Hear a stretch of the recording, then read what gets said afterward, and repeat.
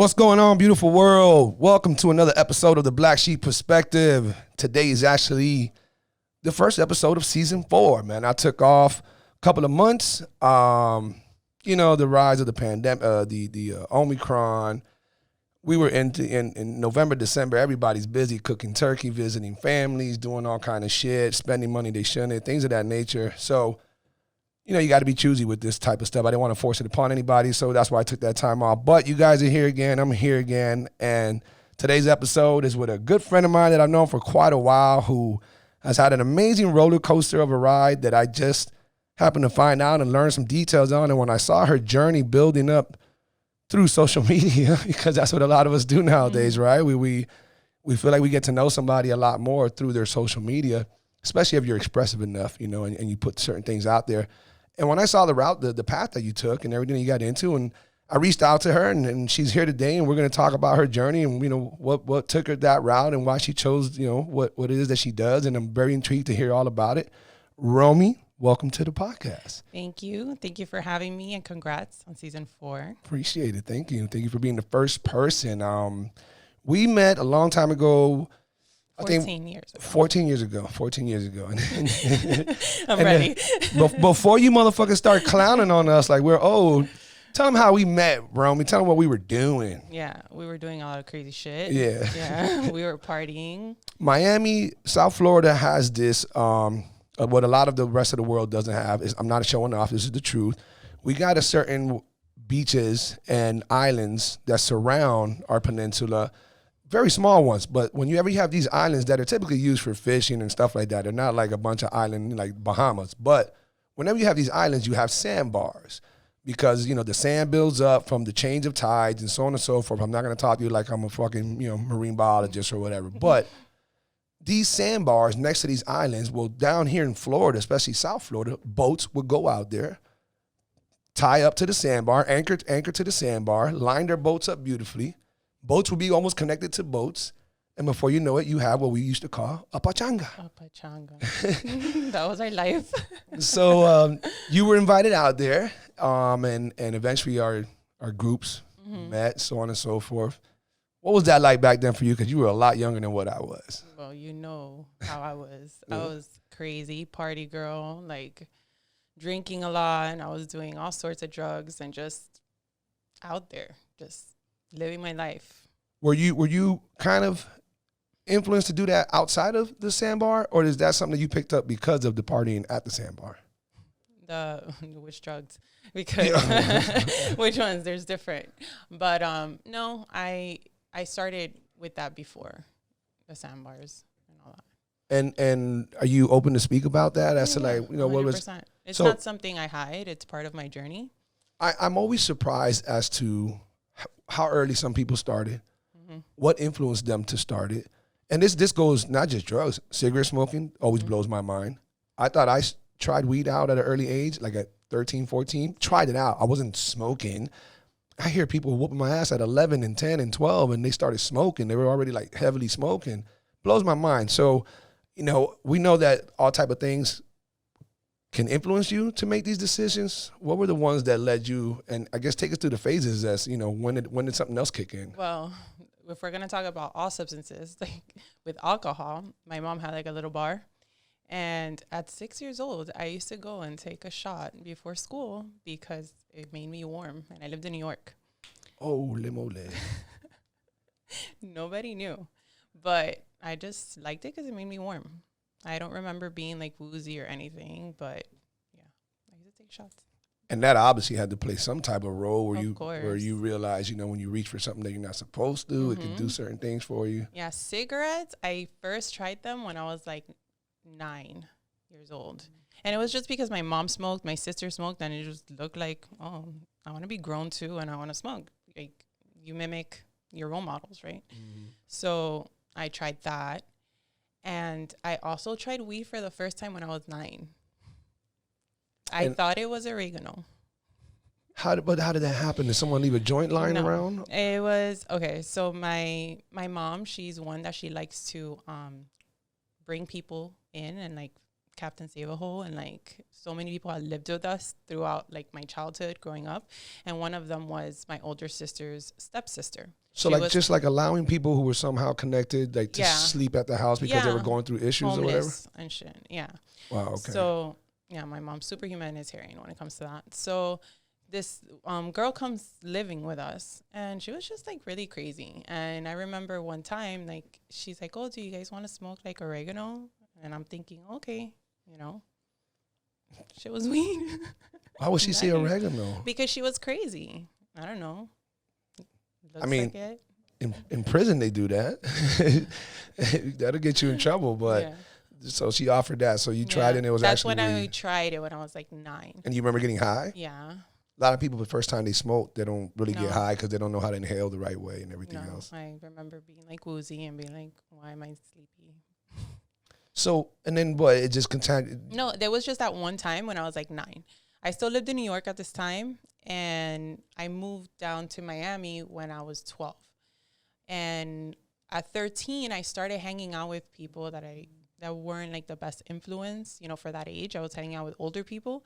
And then that's how I started smoking weed at 13. And it was not like how you said that you just tried it. No, like I was smoking like blunts every single day starting at 13. What made you guys come from New York to Miami? We lived in Washington Heights, and it was like a really bad neighborhood.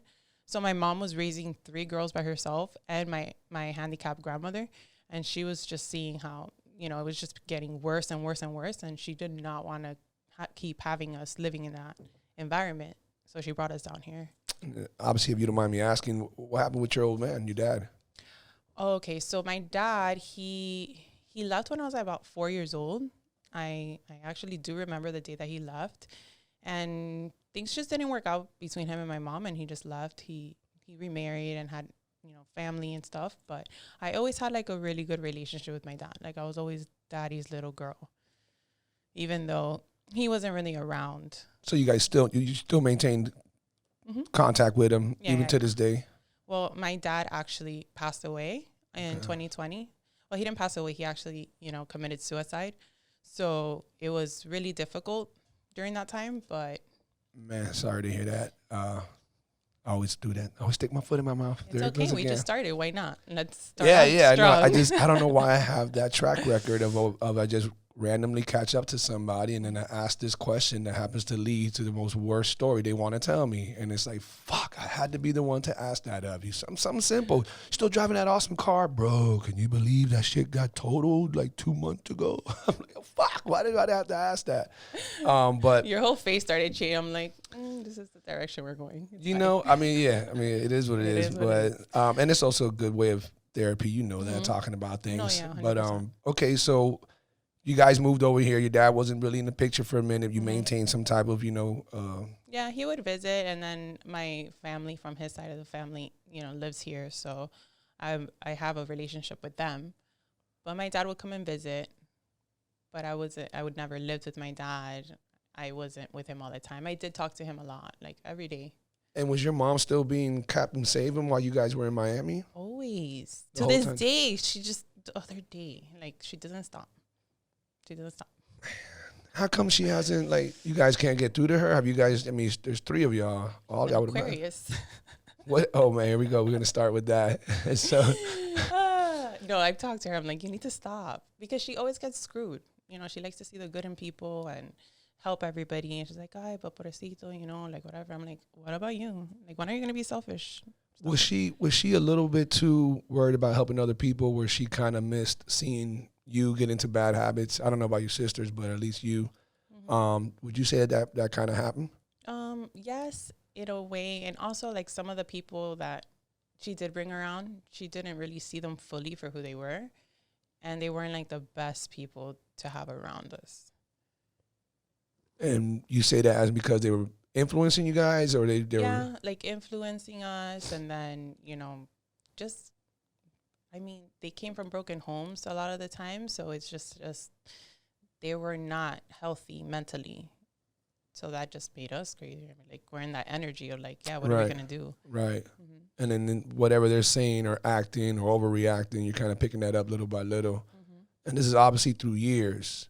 because your mom's still doing it to this day, obviously. But so when we met, I couldn't tell that you had all kind of shit going on.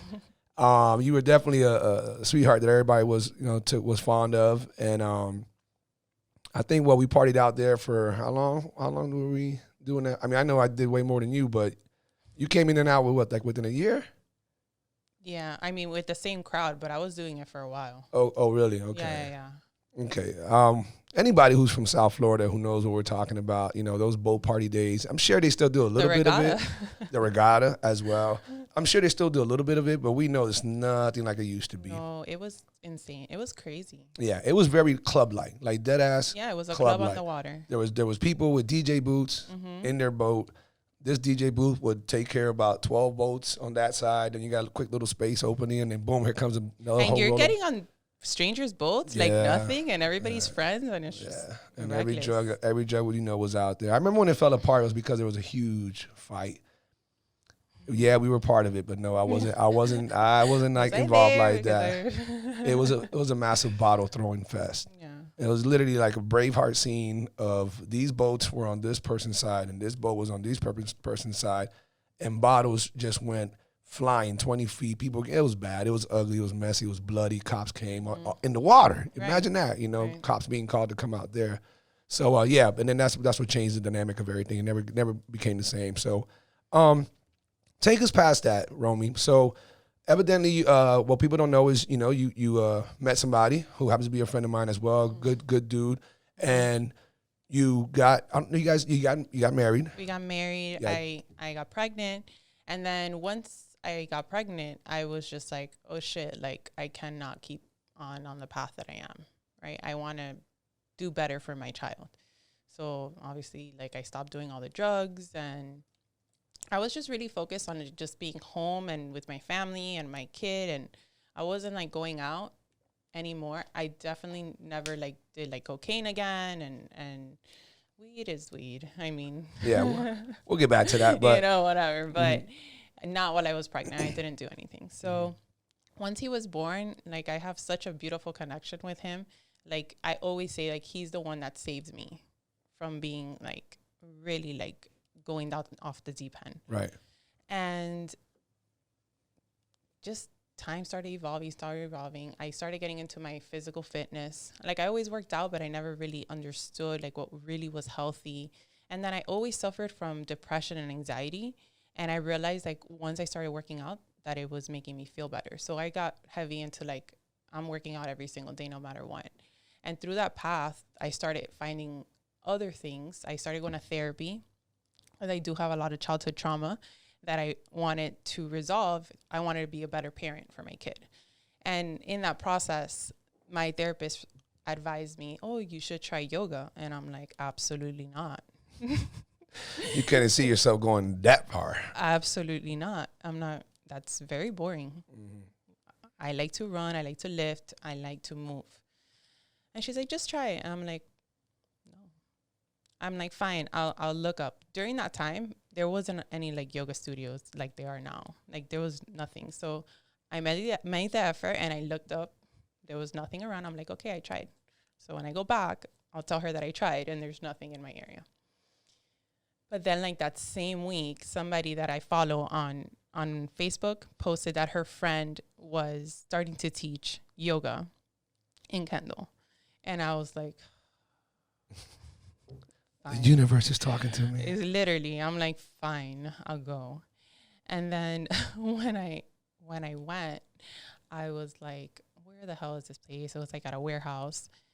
I don't like to be late at all. Like people that know me know like Romy is about being on time. Yeah, I'll tell you that when we linked up that last time. I was like, okay, here you go. I'm confirming our appointment. Yeah, you did do that. I was like, who does that? I do. I'm not picking up your kids. What's going on here? So I was like so late, like 10 minutes. And I'm like, I'm going to go home. Like, I'm not going to show up to somebody's class this late. But something inside of me was like, just show up. It doesn't matter. And I was like, fine. When I show up there, it was just like 2 other people. I roll out my mat. And as I start moving, I realized that the class is nothing like I thought. Like it was a power yoga class. So power yoga is more movement. It's very fast. It's like a workout. Right. And I was like, fuck yes, this is good. I love this. I'm coming back. Done. Like, I'm in. So I started going for the workout twice a week, every single week, because I worked from home too. So that was like a way for me to get out of the house too. Because there would be days that I would just literally see my kid and my husband, and that's it. So I started going. And then in that process, I remember the day that I left class and I sat in my car and I was like, this is different. Like, I feel different. There's something more to this. And I became like more open to everything, like the meditation. Like, in our bodies, we hold a lot of trauma, like especially our hips, we hold a lot of emotions. So you could be in a yoga pose for a while, and if you really surrender, you could feel certain things coming up. So I'll be in a pose and I'll literally be crying, and I don't even know why it's happening, but I'm releasing. And then I started realizing that this practice was making me heal. Now, as you're experiencing this, whether it was during or during your teachings, but did your yogi instructor tell you this concept that you just said in regards to, like, you know, some of you guys hold emotions within your body, especially your hips, and if you do this and you find yourself getting emotional, that's a good thing. Yeah. Yes, she's amazing. So like, this didn't just sneak up on you. No, okay. she guided us very well. I love her. Like, she made me fall in love with this practice. Give her a shout out. Yeah. Debbie Gonzalez, I love you. Stretch work yoga. She's my girl. Awesome. Yeah. Okay, so then you had this moment and you realized this is deeper than what I thought, and what followed what followed from there? Well, I was still not understanding everything that was happening. So like I was still like drinking a lot. So I would show up to class sometimes drunk. And I was like, really? Romy walks in. People happy hour. No, nobody knew. I'm very good at hiding it. Girl, you know that shit was coming out of your pores. These girls didn't want to tell you anything. Romy's drunk again. I don't know, maybe. So you're going in there with a little buzz, and what happened? But no, it was just like, I was not really in the mental space to really grasp everything that was about to happen for me. So the yoga was a big part of it. The meditation also was huge for me. Like, sitting with myself, and initially I was like, I think too much. I can't meditate. Like, it's not going to happen. And then learning that meditation is not about not having any thoughts, because if you don't have any thoughts, you're enlightened like Buddha, so congrats, or you're dead. So it's normal for our brains to bring thoughts into our heads. All you have to do is come back to your breath and come back to your breath. And practicing that started making me calm, and my anxiety started going away, plus helping my depression with the working out, with the yoga, with the meditation, everything. It was like all coming together. Why did you have, I think you might have mentioned it, but I thought you said anxiety. What was it that was going on in you or in your head, or, you know, you don't have to, you can spare us details, but what is it that had you depressed? You said to help you with your depression. Why were you somewhat depressed during this time where you have your first son, you're married, and you're going to yoga class and you're working out? So that's the thing with trauma. Like, our life could be perfect. Like, we could have, you know, the person, we're getting along with our spouse, we have a beautiful child, we have a home, we have a good career, whatever. But if you don't fix the shit inside of you, you're not going to. It's really a facade, kind of. Yeah, but not if you don't know any better. Because it's not like I was being fake. I just did not know any better. Makes sense. So it stems from childhood trauma. So we all have trauma. Some people are like, no, I don't have any trauma. But like, there's little trauma and then there's big trauma. So my trauma, I have sexual trauma. I have physical abuse trauma. I have abandonment issues from my dad leaving. And like, when I say abuse, like, I was literally like getting my ass beat like almost every single day. You know what I mean? Like, from my older sister, not my mom. My mom had to work 2 jobs in order to support us.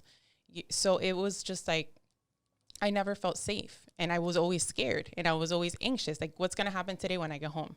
And then I used to get bullied at school. So I didn't have a safe space. It wasn't like I went to school and I got a break. I would go to school and then I would get picked on until I would get in a fight because I couldn't take it anymore. So that lives in our bodies. And then you're learning those patterns of being that way. You're always scared. You're always anxious. You're always like, that doesn't go away if you don't do anything about it. Right. So even as an adult, if I don't have anything that's causing me this anxiety or causing me this depression, this is my norm. And when did you find that out? Once it was yoga? Well, I started doing personal development work. I started listening to audios and podcasts because I refused to read. At this point, you had mentioned the therapy earlier. That happened earlier than this? Yeah, it was earlier before, like, once I had my son, like, I felt like I was so busy, like, trying to manage and, you know, because my ex-husband, he also, like, worked, you know, a really crazy schedule. So I was at home with the little one a lot by myself. So I was just like, so I stopped going to therapy. And I started working on myself by myself. And I just started listening to audiobooks, listening to podcasts. And the reason that happened is because on my commute to work, I had to start going back into the office. I worked from home for a while. I had to deal with being in traffic from Kendall to downtown every single day. And like, what am I going to do for this time? You chose to empower yourself. Correct. But I didn't even know that that's what I was doing. I was just doing it. Right. And then I started. Can you imagine learning. most people would, more people would do that instead of just jamming out. Hey, I get it. I love music too. But, same. You know, if you would choose 2 or 3 days, those of you who get stuck in traffic more often than others, choose 2 or 3 days that when you are stuck in traffic, fucking listen to some shit that's going to make you smarter, wiser, you know, whatever, things of that nature. But it's good to hear that happened. I turned my vehicle into like my academy for me to learn. If you only knew that I do the same thing so often, a lot of times I just drive around with nothing on, nothing. Yeah, same silent. I'm just silent and I'm just, all right, think about your day, Wes. You got about 15 minutes before you pull up to the gym. Think about what you're going to do, because once I go to the gym, I crank up, I turn into a different zone, you know, so on and so forth. So, but okay, so then this started enlightening you and you started kind of, the therapy was a little kickstart, acknowledging that you had some issues, getting into this yoga, exposing some things, realizing there's different remedies there, and then you started going in a lot deeper, and then here you are. Yeah. Well, there was still a lot that happened before then. I felt like I reached a point in my life where there was only so much I could do for myself. I feel it doesn't matter how many books I read. It doesn't matter like what I listen to. I need somebody that knows more than I do to help me level up. And that's when I hired my first life coach. So I hired this life coach and we worked together. This was how long ago, if you don't mind, roughly? 2018? No, I'm lying. 2016? So are you doing that because you want me to do the math? Because I'm good at math. Yeah, but you don't even know. Yes, I do. It's almost 6 years. But how do you know when I met with her? Well, you said 2016, so you said almost 6 years. I don't remember right now. You're being, if I knew your sign, I would say it right now. Say it. No, I don't. Go ahead. So during that process, like I started going deeper and learning. I started implementing a night routine and a morning routine. For me, it was just like, I never wanted to wake up early. No, that was not happening. But I realized that the benefits that it is for me to have these. So at 8:00 at night, I would shut off my phone. I would shut all my technology to give my brain time to wind down, because I was also on Adderall and I was also on Ambien at night. So I was like up during the day and then at night couldn't sleep. So training myself to start naturally falling asleep. And before bed, what I would do is that I would journal and I would meditate. And sometimes I would listen to like hypnotherapy. And that was like crazy for me too. Like I would literally feel, I remember one time I got kind of scared, like, am I here? Like, am I still here? From listening to From it. listening just to being that focused and just listening to it. But my room was completely pitch dark. It was like, it's 8:00, I'm being sent to my room, like I'm punished, right? And at the beginning I was kind of like, because, you know, my husband would stay downstairs watching TV and I just had a long day and I feel like I'm not doing anything that's enjoyable. So it felt like punishment initially. But after I got used to it, it felt like a reward. I was excited to go to my room. Send me to my room. You knew it was going to do something for you. Yeah, I felt so much better. I would wake up at 5 a.m, not needing an alarm, and I was energized and ready to go. I felt good. I started working out in the morning, journaling in the morning as well. meditating, and just planning my day before everybody else wakes up and giving myself that time to just be with myself set the tone for the entire day for me.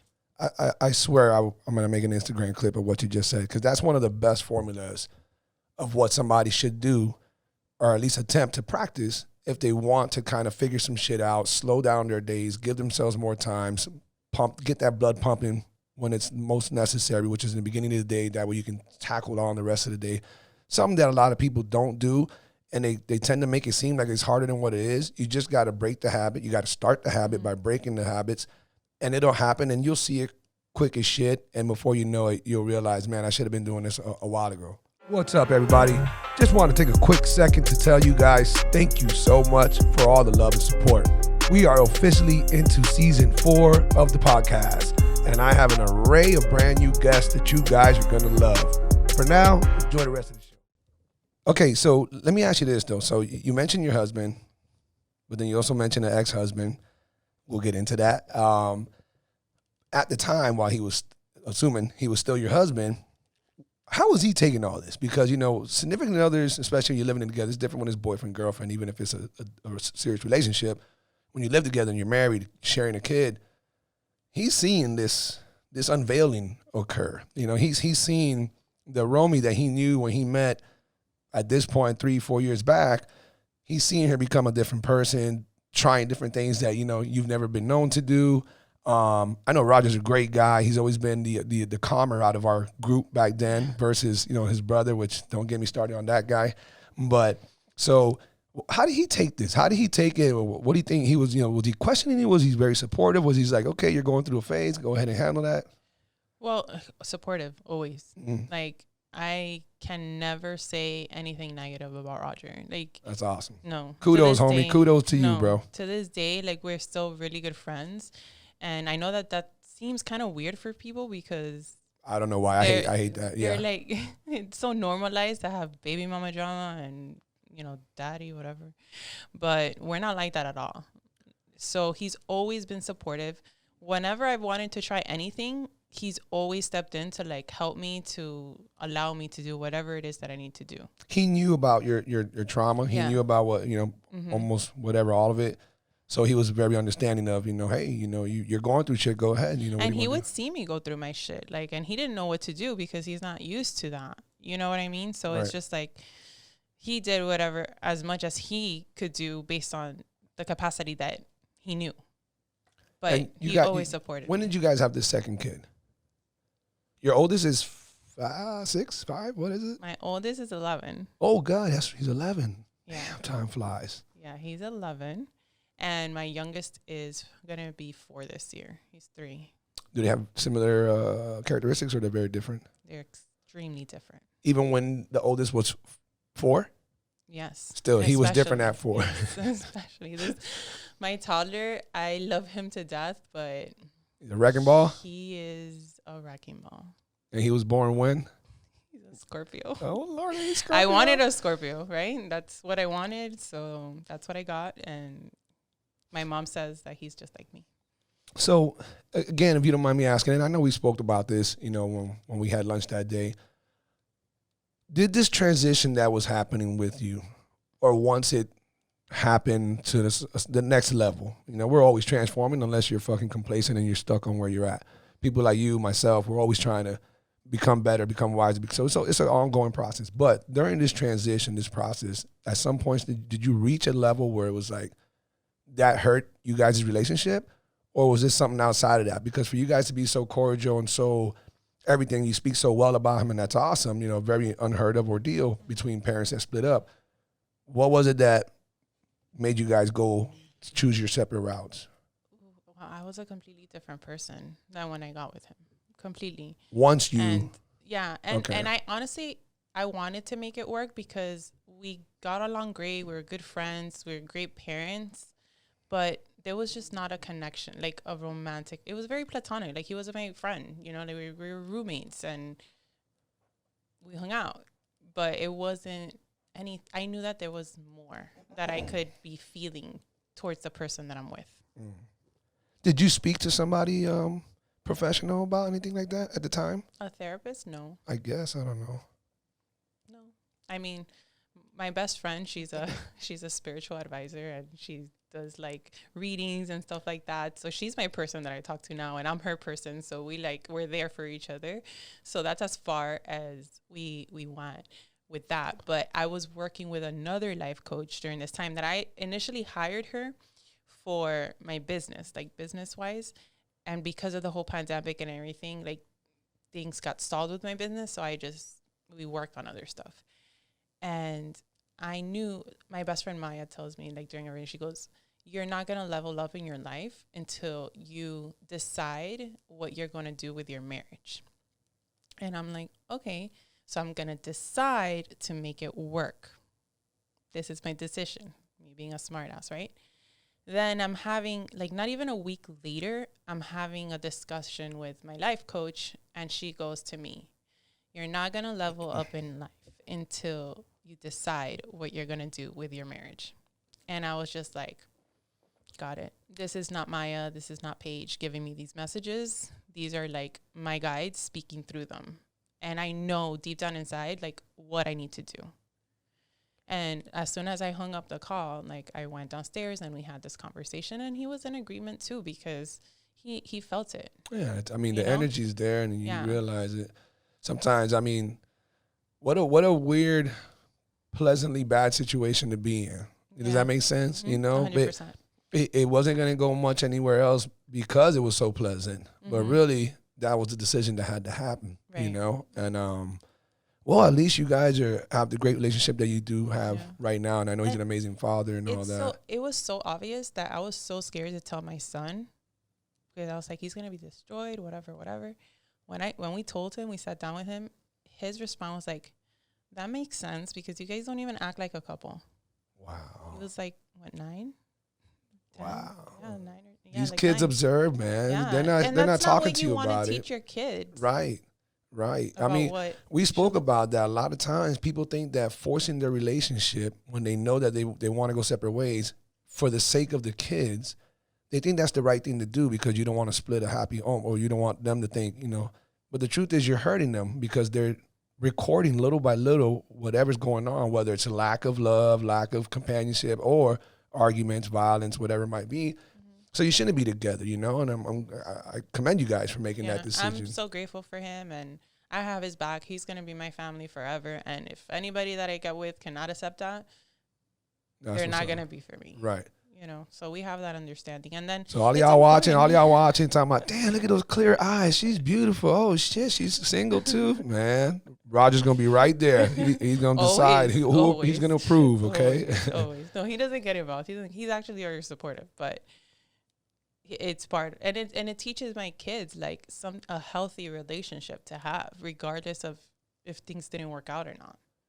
So you went through these life coaches. Mm-hmm.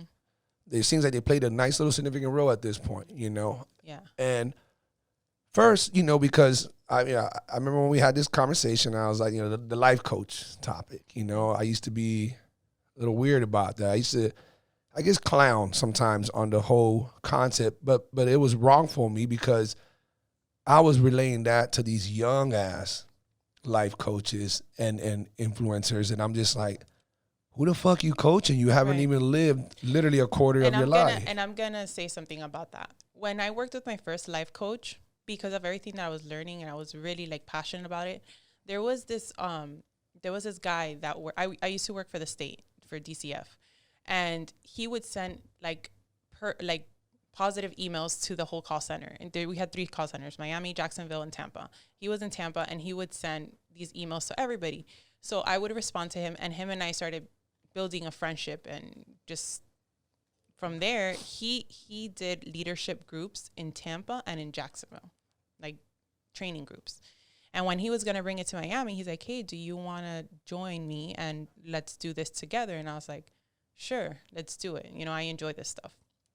Through that process, I completely took over, and the way that he ran the trainings in the other 2 call centers is not how we did it in Miami. I brought in my own like perspective, and I brought in my own assessments and my own personal development stuff. And he told me it was a completely different group. And the way that people started opening up and talking about the shit that they've been through and the changes, there was people in that group that were there longer than I was. I was a supervisor at the time. Were there longer than I was as an agent on the phone taking calls because they didn't have the courage or they didn't believe in themselves enough to actually take action and apply for that supervisor position. And they did after that. So I just get goosebumps right now just talking about it because it was in that moment. And I would get home after 2 hours in traffic and I was energized, which didn't happen before when I was just supervising my agents. I would come home exhausted.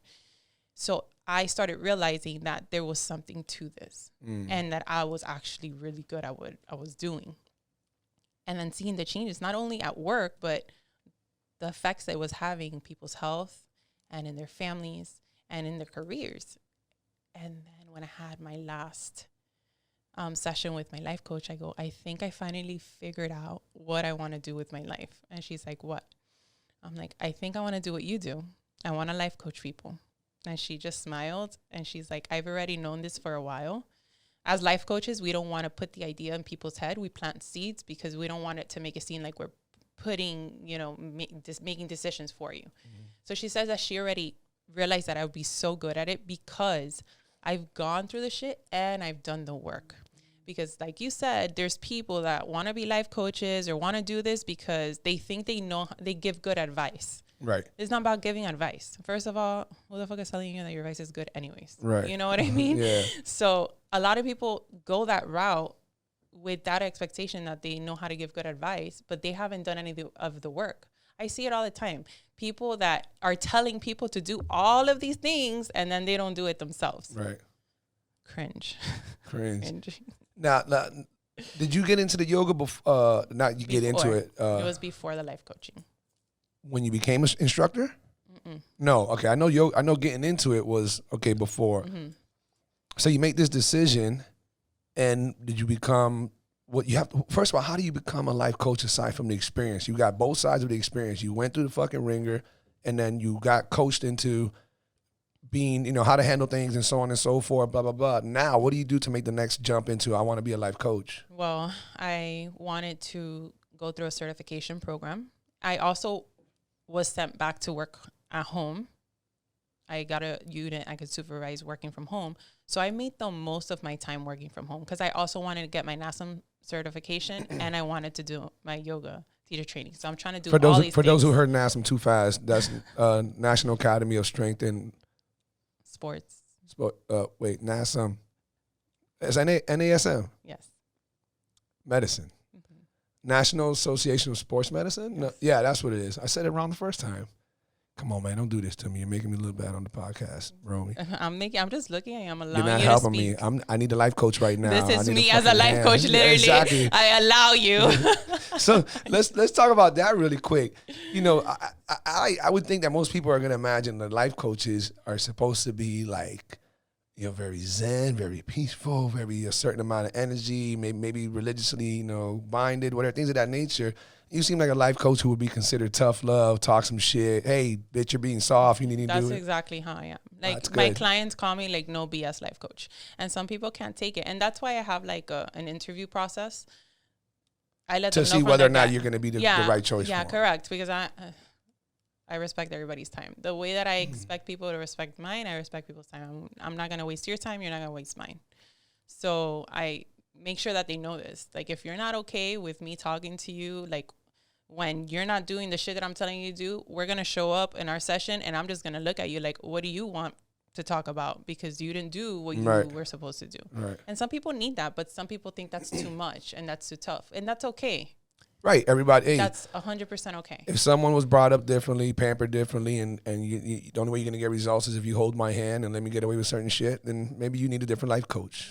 Some toxic positivity, living life. Yeah, exactly. I mean, you can almost say that those people aren't going to be helped out to the extent that they have to be, helped out. But, okay, so what course did you take? I think you mentioned to Tony Robbins. I did the Robbins-Madanes training. So while I was working from home, since I knew I wanted to leave DCF that year, which was a huge decision for me because of the benefits and everything of working for the state, I was like, I need to have like all these certifications before I quit. So after I had my youngest, during my maternity leave, while he's sleeping, because newborns sleep a lot, I was studying for my NASM nonstop. Like, I was already like in a bad mood because I couldn't even take anything. And that's the hardest personal training, like certification. From what I've heard, like the test is like so hard. Right. And a lot of people fail it like 3 times. And I go, I don't have time for that. I need to pass this now. So I scheduled my test, and I busted my ass studying. And the day of the exam, I get there and I just go in. I go in, and I finished like in 33 minutes. And the guy's like, "You're done?" And I'm like, "Yeah." So then I get scared. I'm like, "Fuck, did I fail?" He goes, "Did you pass?" I'm like, "Aren't you supposed to tell me, like, at this point, like, just fucking tell me already?" Right. He goes, "No, you passed." And I'm like, oh, awesome. I was so excited. I get in my car. I back up into another car. Bam. Oh, man. No. It was like the trainers, like the guy that was like doing the scoring. Uh-huh. And I'm like, of course. I'm a terrible driver, by the way. How like, bad was it? Just a little bump or you? Yeah, but he was like, "No, you're fine." And I'm like, okay, I could be excited again. So I got the NASM out of the way. Then the whole idea, the whole concept of Om and Vine came about. And I wanted to, this project of opening up a yoga studio that's also a wine and tapas bar, right? I was like, I need to get my certification to be a yoga instructor so I could be the lead on this project. So I found a yoga teacher training, and I met the most amazing people. I'm really, really tight with my yogi family. And I was doing that while working full time. And the training was like Thursday, Friday, and Saturday for 4 months. On top of that, during my breaks at work, like my lunch hour, I wouldn't eat. Like I would eat something really quick and then I'm working. Like I was doing my certification for life coaching. So I'm doing all of these things.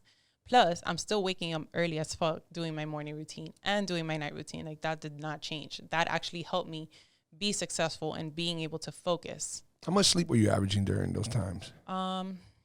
I mean, I shut down at 8 o'clock at night. So out by 10, I would wake up at 5 in the morning, ready to go.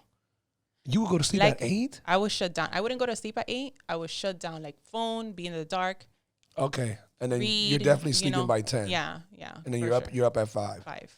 Oh, that's But when I worked at the office, I had to wake up like at 4 so I could work out before going to the office. But like I said, Roger was super supportive, and he would like step in and take care of Zach while I did this, right? Because if it wasn't for him, I would never have been able to do that.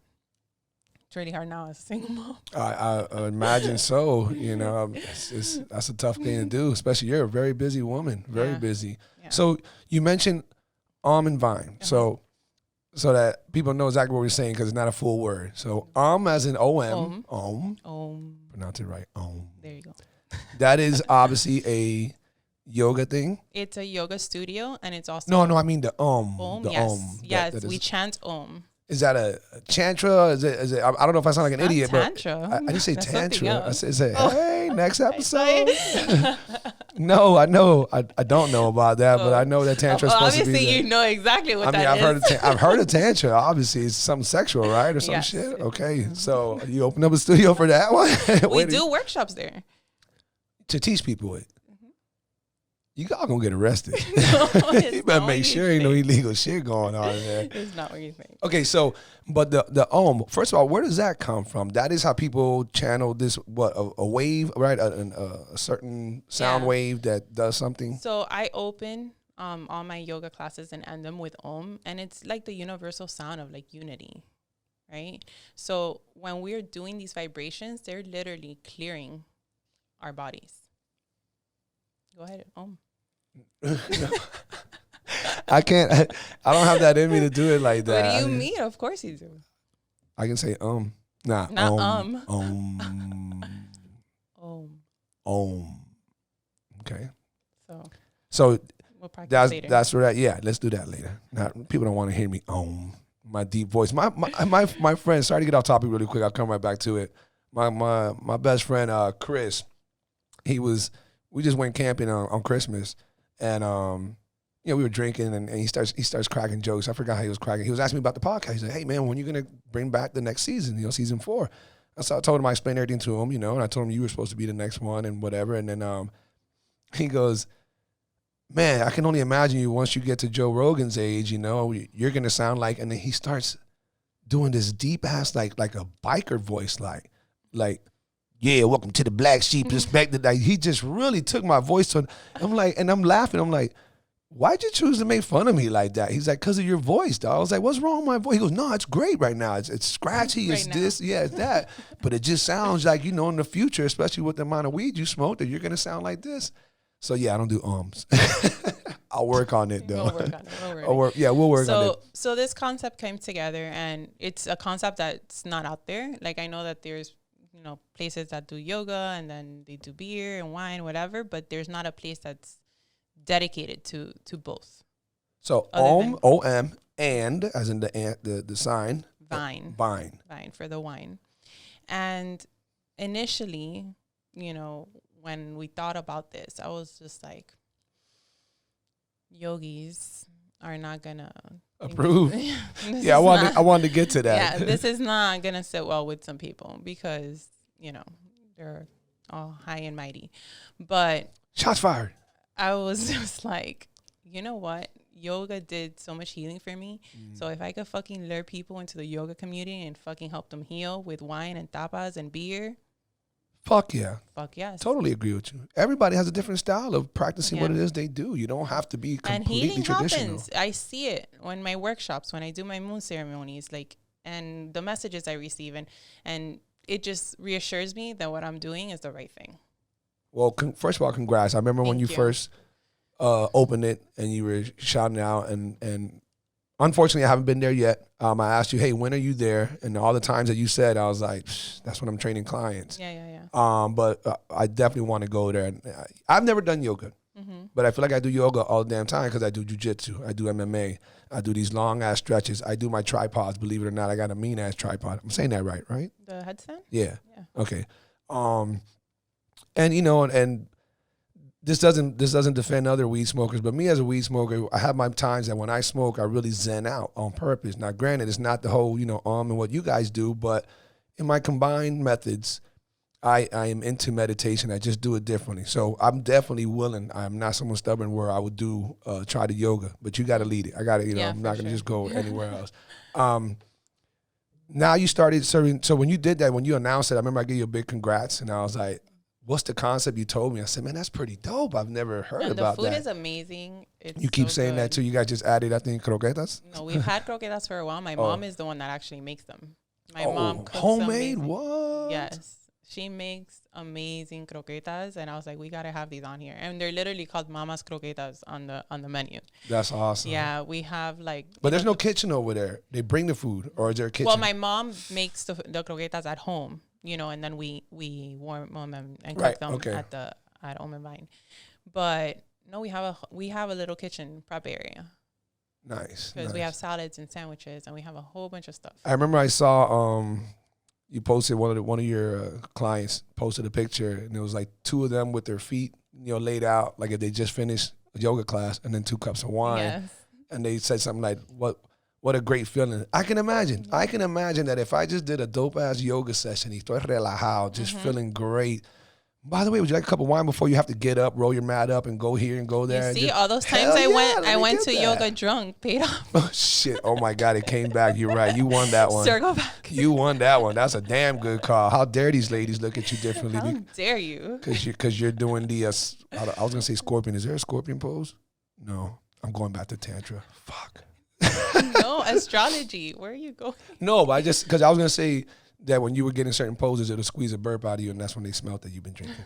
That was the joke. But then I was going to say a scorpion pose. I'm like, do they have a scorpion pose in yoga? No, you got downward doggy.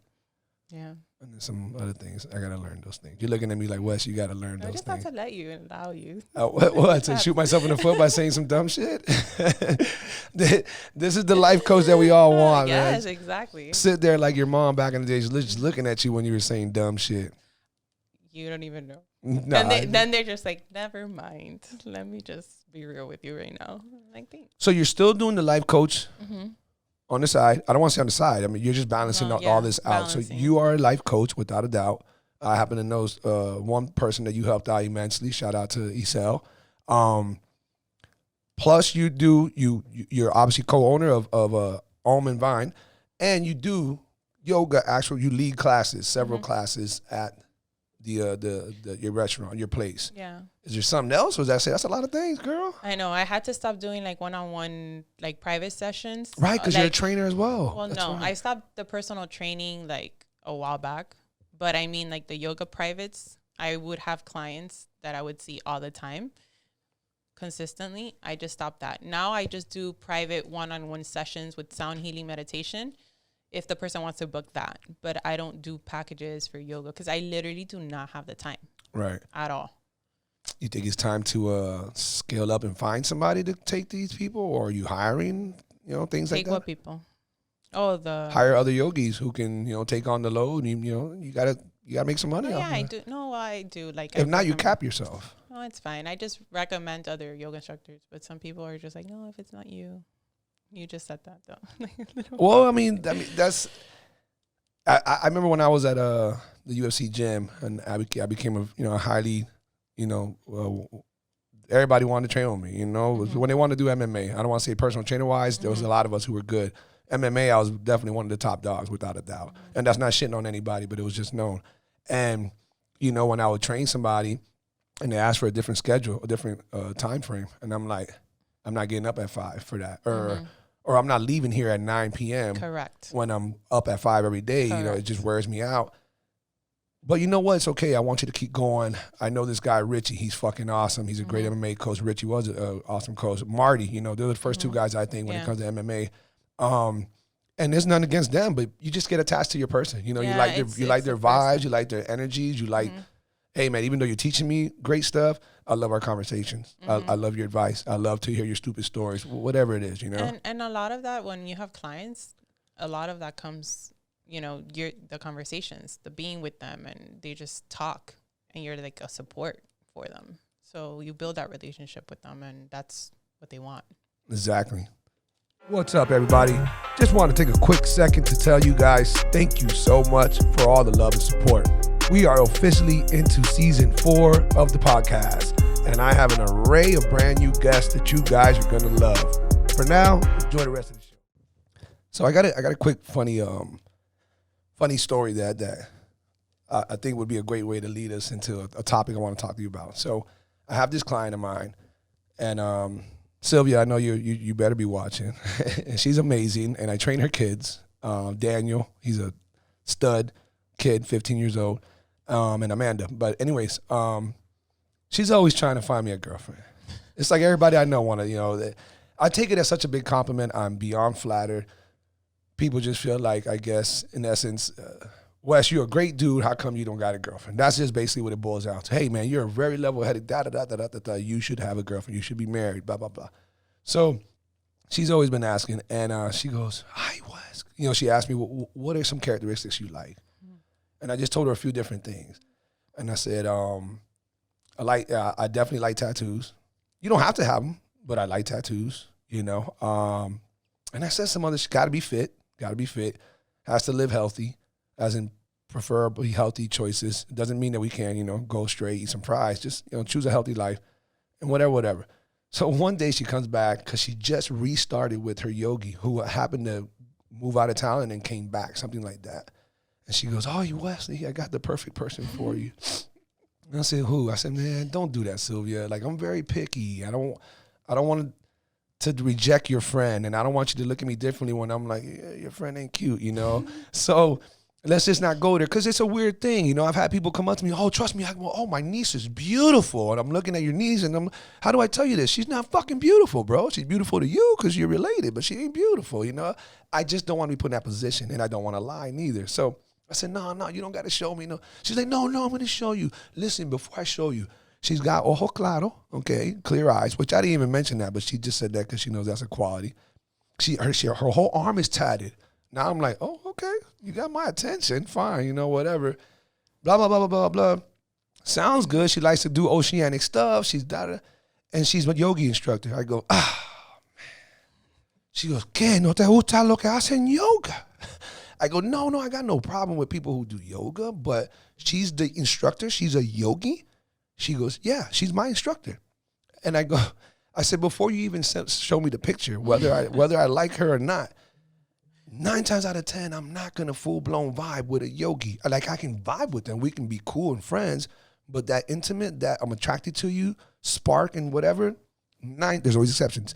9 times out of 10, 8 times out of 10, it's not gonna happen. But why? Why do you think that? I go, yogis are very different, bro. Like, they're special. They're in their own category. And then you got certain yogis that are different from other yogis. Like, I don't know that many yogis, but almost every yogi I've ever encountered, got cool with, got to learn about, they're way more spiritual than I am. They're way more, holistic. And there's just a certain side of them that, hey, I don't got time for all that. I'm a little bit faster than that. I'm a little bit more bloodier than that. I like to watch some violence. I like to, I want to drink a little bit more. You just want to have a cup of wine and fucking, So sure enough, I told her all that. Didn't matter because I would have been willing to, but she showed me the picture and it was like, nah, it's not my cup of tea. She's a yogi. We'll leave it at that. Yeah.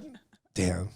But Sylvia, I know you're listening. I told you straight up. She knew it. I was like, she got the gray hair, big old gray hair stripe, and then it was a little bit too wrinkled, I don't know, whatever. Anyhow, but it brings me to yogis, and majority of them are a certain way. You're definitely not one of them. This is without a doubt. I don't know how many are slightly different or very different like you are, but what is that like in that community of here you are, this yogi who, one, we're going to get into, by the way, I wore this shirt for you guys who are listening. Please, either watch the video on YouTube or Spotify because Spotify now has video capabilities. But check out the dope-ass shirt that I'm rocking. It's full of some very colorful mushrooms, some magical-looking mushrooms. And the reason I wore that is on cue because I know that Romy and I are going to discuss the mushroom topic, the psychedelic topic, and how you feel about it, and you're a practitioner of it. But with that quick hint, yogis know about that because you openly discuss it. You believe in it. You believe in its healing abilities. You believe in its way of opening you up, things of that nature. You're also very profound. You curse, not like a sailor, but you curse. I love that. I hate when women try to, hold back so much. You curse. You're a tough lover when it comes to that, life coaching ordeal. And you've been through a grinder, so it makes you a different breed. Are you like, looked down upon? Are you blackballed out of the community? I'm the black sheep yogi. Look at full circle again. Yo, she's gaining points in this motherfucker. But you really are, though. You forgot. I eat meat. Oh, that's right. So we discussed that. Is that an accurate assessment that most yogis are vegan? Mm-hmm. And how accurate? Like what, 8 out of 10? Yeah. And the reason why is like one of the principles is like ahimsa, which is nonviolence. Right, so no guns, which I love guns. I didn't know that. Yes, and of course, you're killing an animal, so it's violence against the animal. So it's not supposed to be violence against any living things. So that's why they implement that. Like one of the reasons why. That doesn't work for me. And yeah, I'm like the black sheep because you guys got forums? You got like forums where all yogis talk and stuff? Well, when you do your yoga teacher training, we go over all this. When I went into the yoga teacher training, I remember day one, the facilitator was like,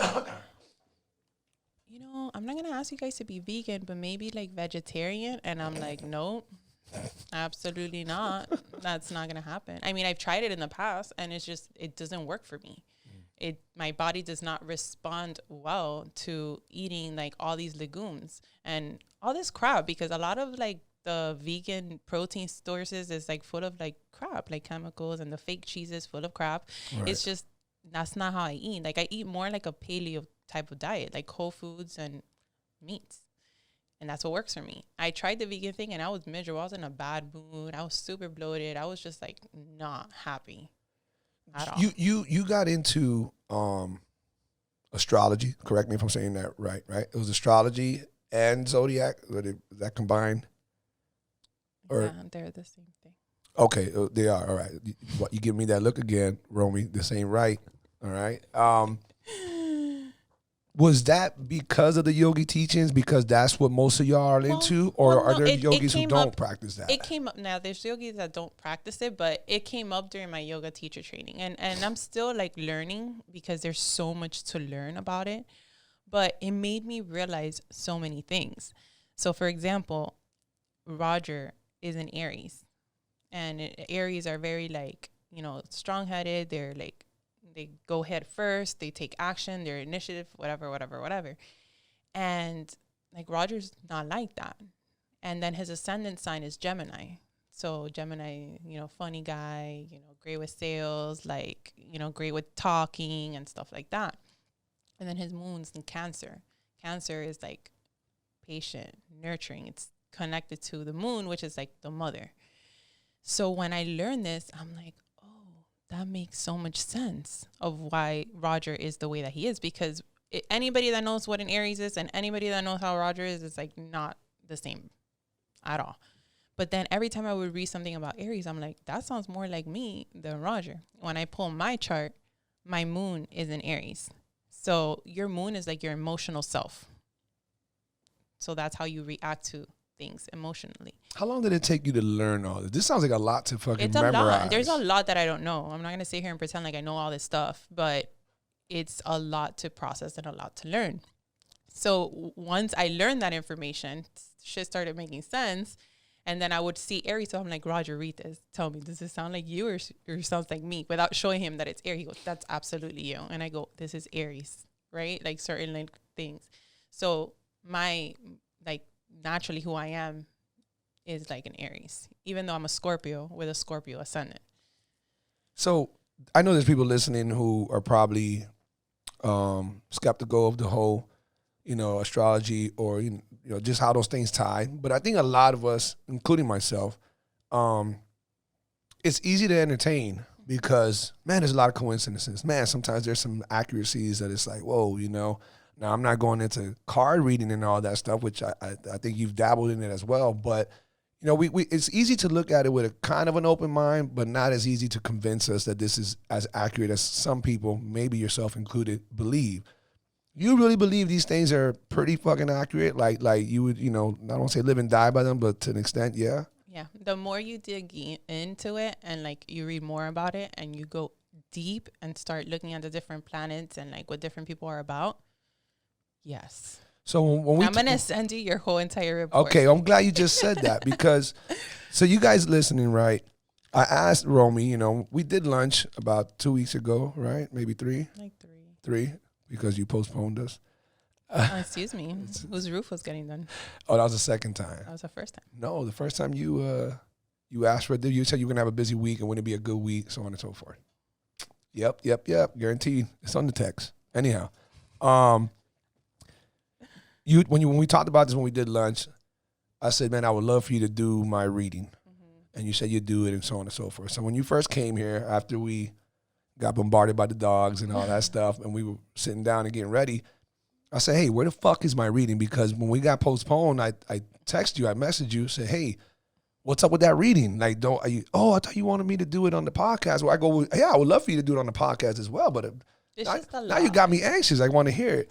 So you never told me, you fucking dodged me, whatever. Here we are. Right before we start, before we start the podcast, are you going to give me my reading or what? Because I don't expect you to go through the whole thing, but what's my reading? You gave me this look like if something bad popped up, like he literally, I'm keeping it real with y'all. Listen, she gave me this look. She goes, listen, we can talk about certain things, but then boom, here came the face. And you're like, but you know, I don't want to get into your personal thing. I'm like, damn, am I gonna die? What the fuck's going on? Like, well, for real, that's exactly what happened. All right, well, here we are. I told you I don't give a fuck. I know you're not gonna do it, but I told you I don't care how personal it is. For one, it's an assessment, it's an opinion, it's a guess, it's a whatever. And I'm very outspoken. None of this shit bothers me. You know, as I just love to entertain it. Though it's good to hear. But you told me that there was a lot more details, and you had to read something. So we'll go into those when we can. But what did you get from what you read roughly? Like the main things that people look at when they're pulling their charts, like people ask you, oh, what are your big three? What are your big three? Which is like what I mentioned earlier.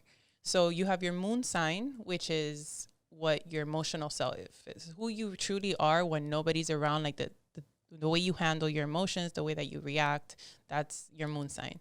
Your sun sign is like the zodiac sign that everybody knows. Like the day you were born, you know, whatever, you're Gemini, everybody knows that, you know, like that's a sun sign. Mm-hmm. Then your rising ascendant sign is how other people see you. So when we were talking about this at lunch, you were like, oh, you know, because people tell me that I'm not like a Gemini, that people don't, you know, that I'm like a different Gemini. So what people are really looking at is your ascending sign, which is Scorpio, which is the same as mine. Because when I pull your chart, you have Gemini in a lot of the planets. So your dominant sign is Gemini. So you can't be more Gemini Okay. All right. than that. So. And what's my moon? Your moon is Gemini as well. So my moon is Gemini. My actual sign, obviously, my month is Gemini. And then.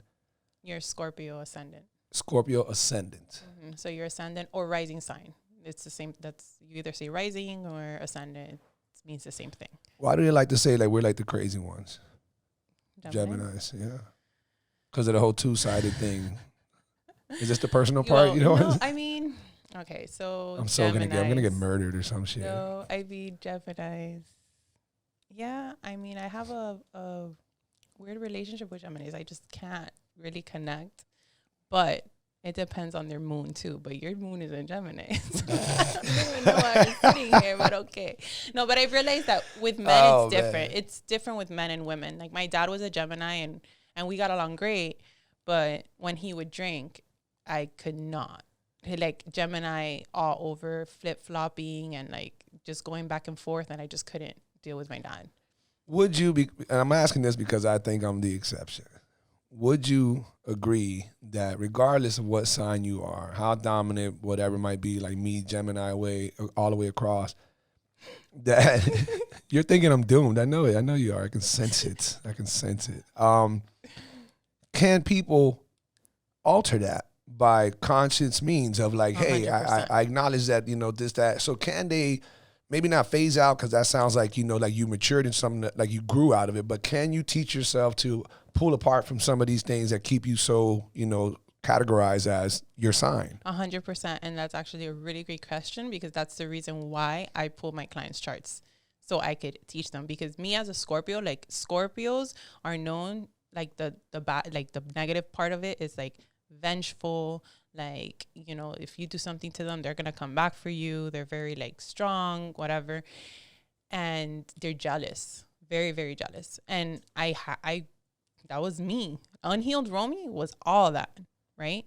But learning all of these things and accepting my shadow self, because those are parts of who I am that I need to love regardless, because they're not going away. They just need to be tamed. So I'm not those things anymore. Like I don't get jealous at all. Like not even like with whoever I'm with. Like, you know, like some people are like, oh, why are you talking to that person? Or why are you taking a picture with this person? Like I'll be the one taking the picture and telling you to get closer. Like, I'm not jealous at all. That's not me, you know, but I was that person at one point. And that's like a characteristic of Scorpio. So yes, you know this information. And it's like a blueprint. Like I see like your chart, like a blueprint. So you could try to use it in order to see, oh, this is why I struggle with this. This is why I love this way. This is why I'm attracted to this. So using that information in order to elevating your life. You literally tell your clients, your life coach clients, we're going to do this. Mm-hmm. This is I ask them if they're okay. Oh, okay. So you with it, because some people are like, you know, totally like against it and they're like, no, but I've never had a client. Why not? I mean, even though they don't tell you no, why not make it mandatory? Why not tell them like, listen, this is how I get to my madness to figure you out in order to give you the right, you know, guidance and so on and so forth involves different things. And one of them is this blueprint that comes from horoscopes. Well, we go through that in the interview process. You know, I ask them, are you okay with that? Also, like, I'm very intuitive and sometimes messages just come to me and I start talking some shit that you're like, where the fuck did that come from? If that freaks you out, don't come work with me, you know? But, you know, people that are like really into like heavy into the Christian religion and stuff like that, they don't want to know anything about astrology. Because it kind of conflicts with what. But then again, those same people don't want to, you know anything about yoga because yoga is the devil. So I don't think those people are coming to me. I've never had an issue like with. You never had client. a heavy religious person come to you. No. Do you know by memory what, according to my status, who am I ever gonna fucking be compatible with? Does that exist? Well, am I done? That's it? And I'm just gonna be a single fucking. We would look at your Venus, which I don't remember what it was. And we would look at your moon, because also like you want to, if you're with somebody that has like a compatible, moon with you, then you might be able to understand each other's feelings a little bit better and make shit work. So yeah, there's ways. Like, it's funny because you were saying, we were talking earlier about like Tinder and stuff like that. And I'm like, you with the whole story with your client, how you're like, oh no, it's probably vegan, yogi. No, not going to happen. And like, I've swiped left based on astrology signs. Because you believe that much in it. Yes. So. Like, I'm just not trying to deal. And it's like, I realized I had a problem when I went on a date. And I'm like talking to her, and I'm like, okay, so, are you into this? Whatever. And she's like, no, I don't know, but it's interesting. And I'm like, so let's pull your chart right now, first date. Let's see if you're even like, if we're gonna make it to date 2. We spoke about that at lunch. So you do this. Yeah, well, I did. After that, I drove home, and I'm like, I need to stop. This is not good. I need to get their information before the date. Yeah.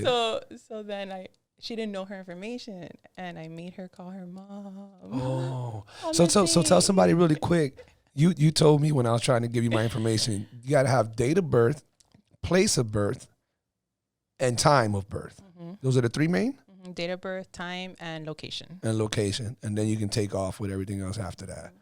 Interesting. Correct.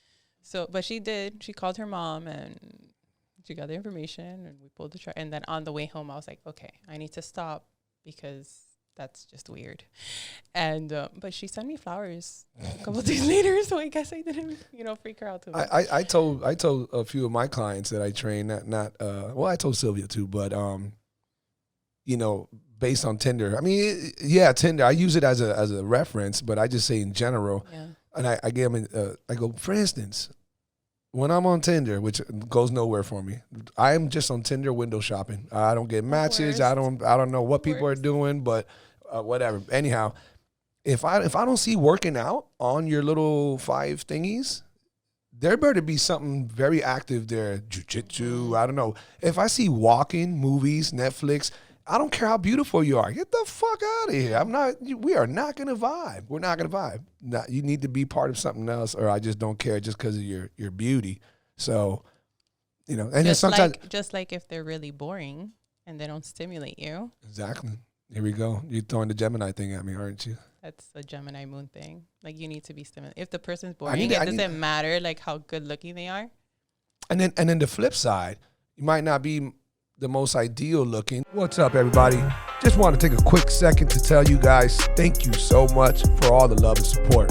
We are officially into season 4 of the podcast, and I have an array of brand new guests that you guys are going to love. For now, enjoy the rest of the show.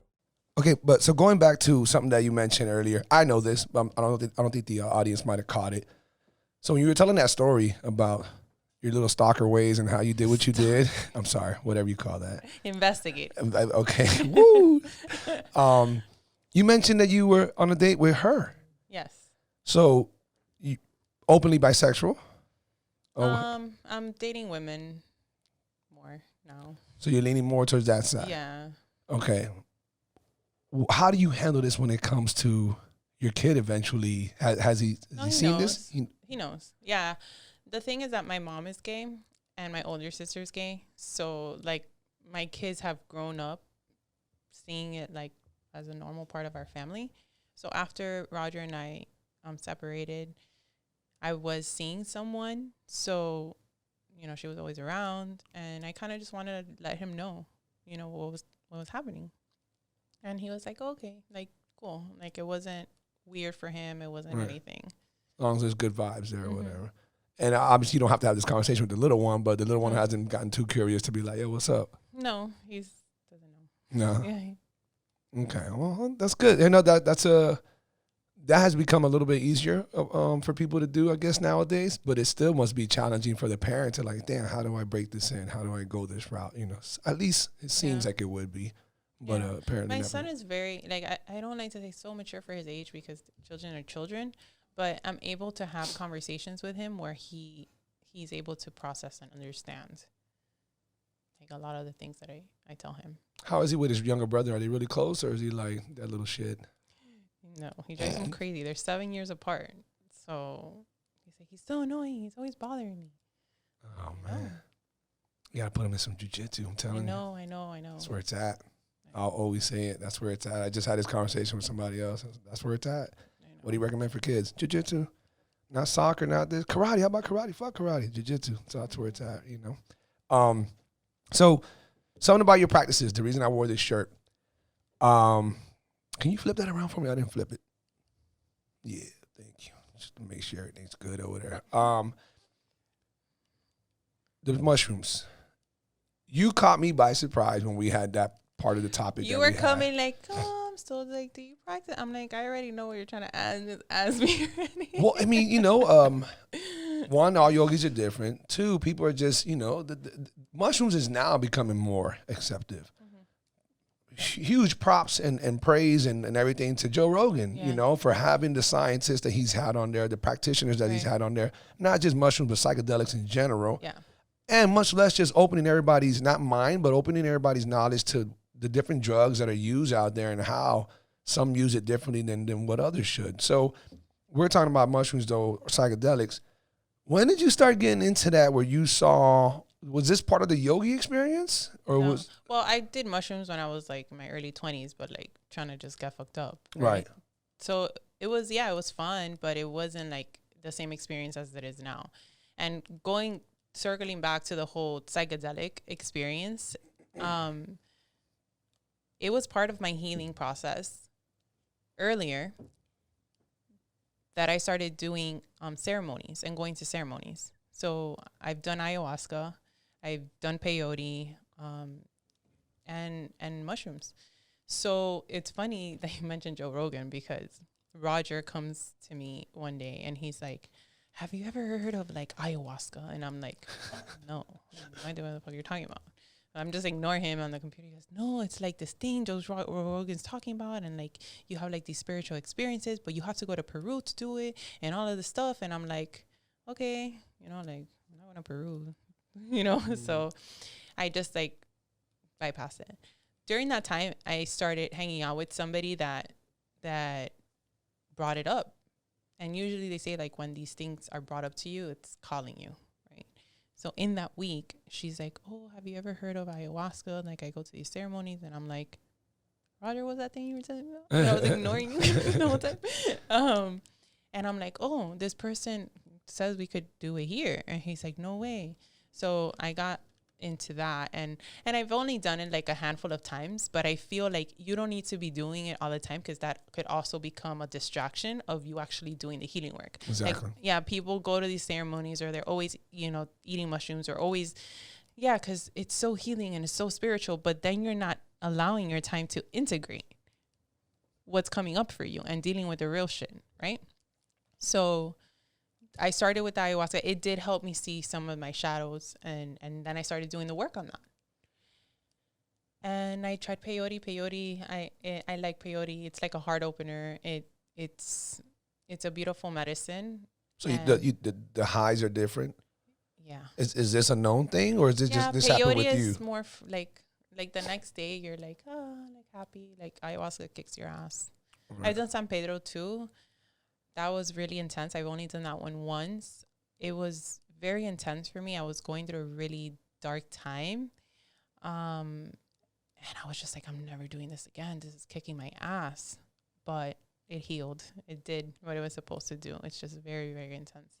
But the mushrooms, I started doing them like routinely and incorporating them into my life like about 1.5 years ago. And I say that because, you know, apart from doing like the bigger doses, I also microdose.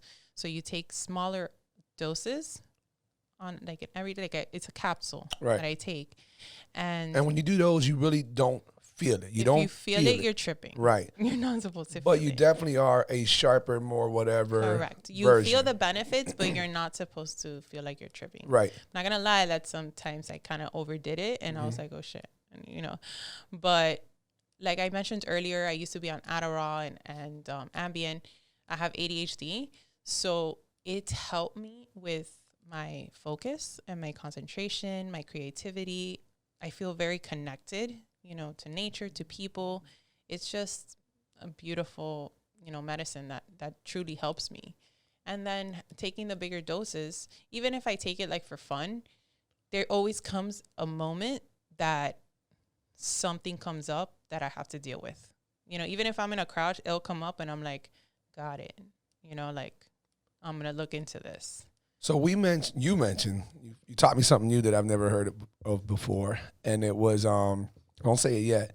I tried to mention it to my friend he was like, hey, when's your next podcast? And I said, it's going to happen this week, so on and so forth.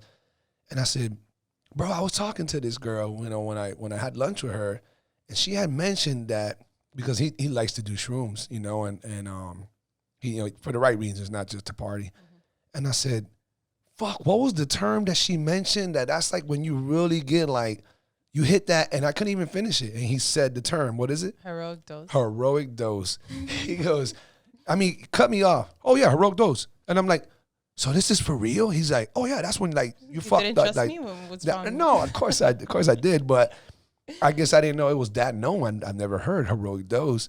So you're still searching for that. Tell people what that is to the best of your knowledge, because it hasn't done it yet, and why are you searching for that? Because one might be able to say, that sounds like you just really want to get fucked up.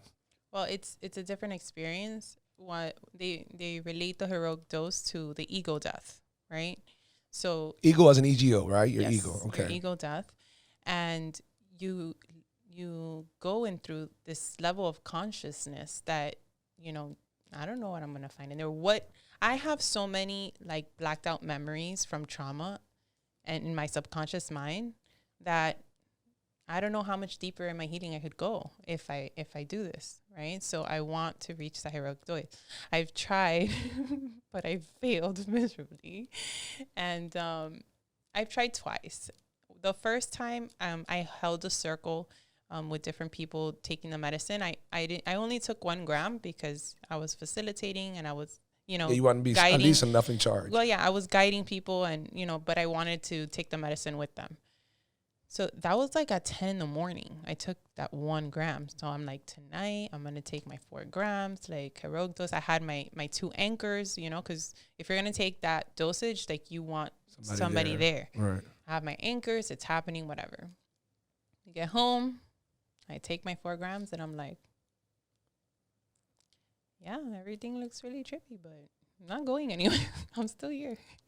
So the visual effect of and the body, I was like really relaxed. But it wasn't what you hear that heroic is supposed to be. It wasn't what I was expecting, right? Maybe I shouldn't have had expectations, but like I saw it happen in front of my face and I'm like, I want to go there. We'll get into that. But so I was like, what? Let's see what happens if I take 2 more grams. And I took 2 more grams and then, you know, I'm just tired now at this point. Like, you know, with holding space for so many people earlier and just, I was exhausted. So I literally just went to sleep. So that was a fail. So then I tried another time. I was like, man, I'm not going to have these people waste their time and come over here and like try to anchor me and nothing happens. Oh. So I took 4 grams and it was very, very healing. It was very healing. It was healing. I went through it. Like I cried, whatever. I had breakthroughs. But then after that was over, I was like, I'm bored. Like I want to go to my friend's house. She couldn't pick me up because she was like on Benadryl. But I took an Uber to her house. And then she's like, I can't believe how normal you look. I'm like, yeah, like I'm good. Like I had my healing, but I'm good now. Like everything looks extra pretty, but I didn't go. Let me see if I can try to pick your brain a little bit to maybe educate and entertain some of the people watching and listening in regards to like what your goal is from doing this. Mm-hmm. I'm assuming, again, correct me if I'm wrong, when you get, I'm just gonna call it high enough, okay? when you get high enough on whatever, a certain amount of mushroom, everybody's different. When you get high enough to possibly reach this hero dose, what you're hoping happens is that you don't kind of have the conscience strength to stop certain thoughts, to I guess emit certain pains. You just want, we're like, okay, I have no control. It's a complete surrender. And so whatever happens is going to happen, and it might bring back bad memories. It might make you think about something that hasn't happened yet. Who knows? But you think that once you let go, you now don't have the mental capabilities of stopping these whatever thoughts are happening. Mm-hmm. That's what's going to take you down that whatever yellow brick road, and that's what causes the healing of some sort. At least, maybe not healing, but at least like you cried, you went through certain. Yeah. And what, maybe had you not done that, you would never have gotten that emotional to release that? Yeah, because it's not about the emotion. It's like certain things make more sense. Like shit starts getting like connected, like, oh, okay, I get it. This is why, and then you start thinking about, the thing is that it's going to bring up whatever you need to work on in the moment. So whatever comes up, I'm like, oh, okay. It's always different scenarios, different people too, different relationships that I might have, friendships, whatever. So yeah, it was very healing. It made me understand a lot, but I was very conscious. Like I was, not that I'm trying to like go on completely unconscious. Like, you know what I mean? But yeah. I was just, you came back I was fine. I was fine. It wasn't like any different than, when I've done ayahuasca or like, the dosages with them. And so that was your last hard attempt. Correct. Are you up and now to 6 for your next attempt? Is that what your mind is thinking? Maybe 5. Because 4 was a little knocking on the door, but just I think 5 I'll be good. 5. That sounds like I'm never coming back. That's a heroic dose. 4 to 5. 4 to 5 is a heroic dose. Interesting. Well, I would love to hear what people think about that, for all you guys listening. Definitely, again, this is something that's becoming more popular, done the right way, done for the right reasons. I know some people fear doing it because they don't know what, Pandora's box they're going to open. They're scared of what might come up. Right. But this is why people like yourself suggest this or encourage it to the right people. So on that tip, do you encourage this to, 1, possibly your clients? Maybe it depends on it. 2, to your yoga students, based upon the ceremony that you're doing. It depends on the person. Also, like, I'm not a doctor, so I'm not going to like tell you to take this. I'm going to share my experience and you make your own decisions. And has the people been receptive to it? And yeah, like I've had like people like start microdosing and they're like, shit, like I'm so much more productive. Is the microdose very different per person, or is it kind of like generally the same amount? I'm laughing because like my capsules are a lot bigger than the average person would be. So like my friend was, because you grow tolerance. Yeah, my friend was over, and I'm like, "You want to see my capsules?" Like when I showed her, and it was just like, "What? Like that shit's crazy." But I don't feel it. It's like a fucking scoop of creatine in a bunch of pills. But it doesn't affect me in the same way because, like I said, if you are tripping, then you're not microdosing. I think some people might even think that if they're a little trippy, that helps them. Yeah, but you're not. You shouldn't be tripping every day of your life. I'm not saying the trip. I know. I definitely am not at all. But even then, you don't microdose every day. No, you say you'll take a couple of days off. No. No, yeah, you take a couple of days off. There's different methods that you could use. Some people do 2 days on, 1 day off. Some people do 3 days, 1 day off. I do 4 days, 3 days off. And then if I know that I'm gonna do like a macro dose, like a larger dosage, then I'll scale it back during the week. Micro smaller than macro?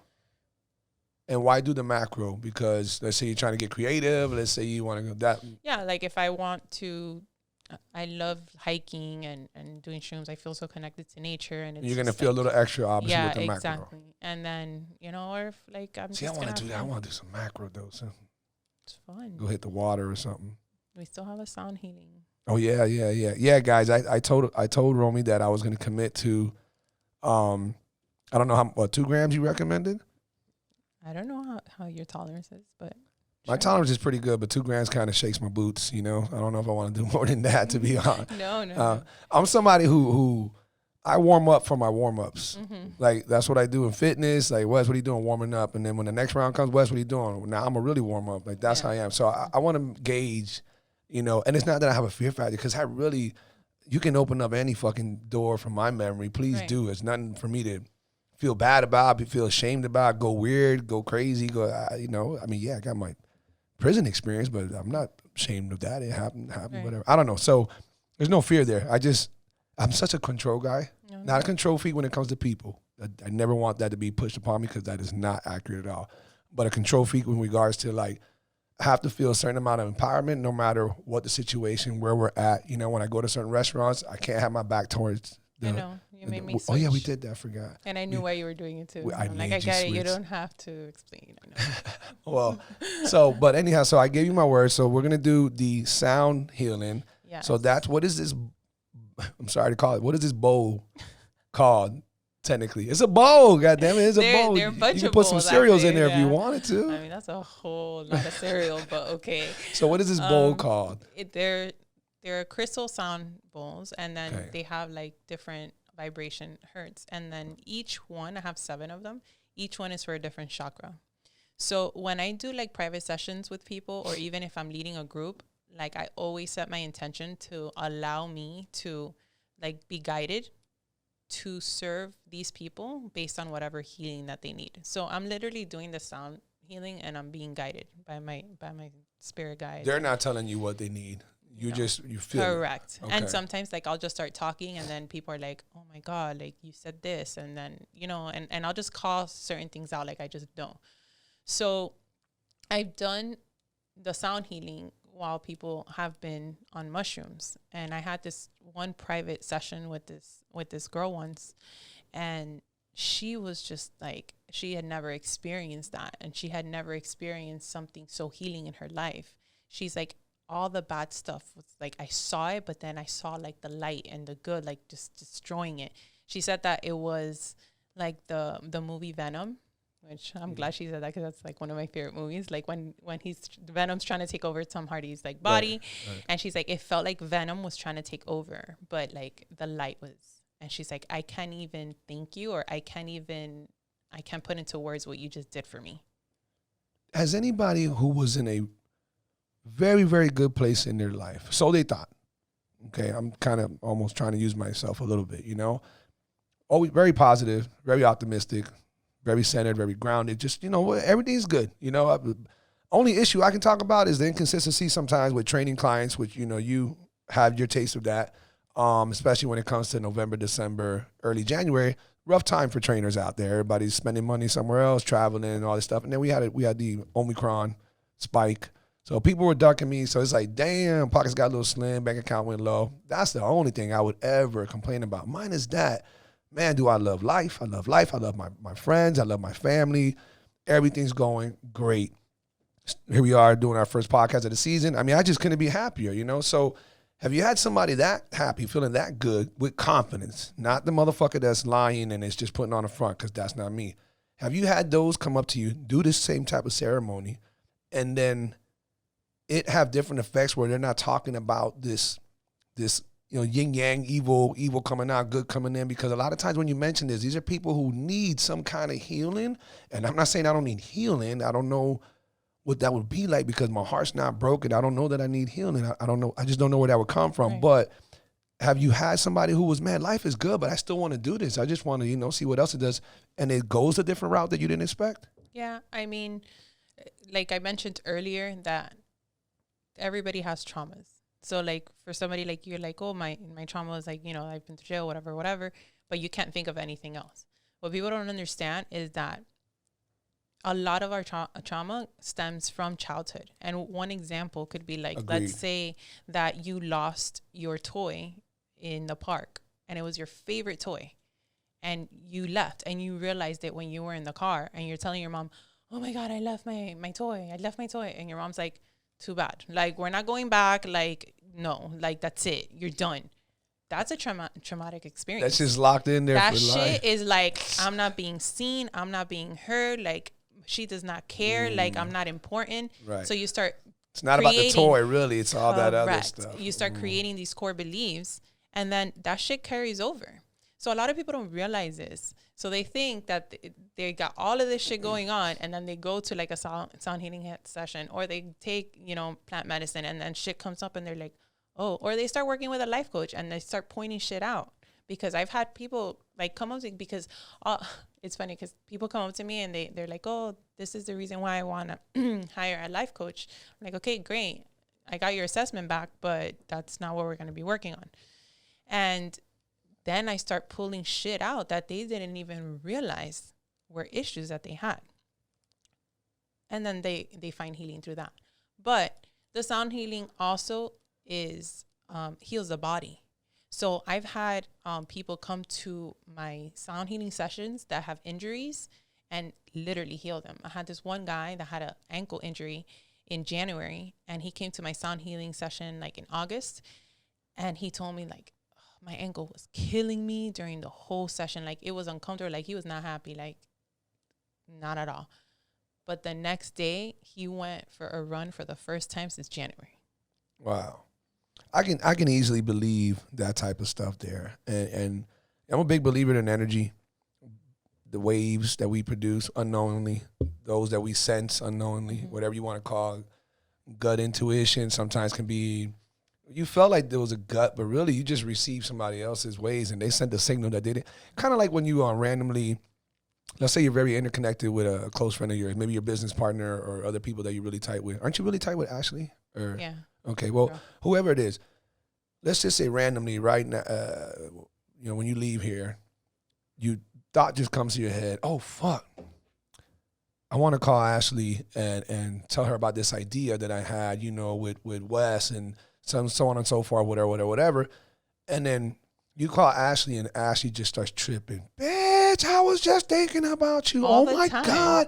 I literally was just telling Richie that I want to call, Romy. And then so I look at it as, okay, sometimes it's coincidence because you guys talk often, but really, no, you just emitted some fucking, energy that she received and it made her think about you. And then she, and then boom, you have that. That happens to me a lot. Or I'll like tell somebody something and they're like, dude, this just happened. Like, why are you, like, how do you even know? And I'm like, right. Romy knows. Romy knows. Romy knows.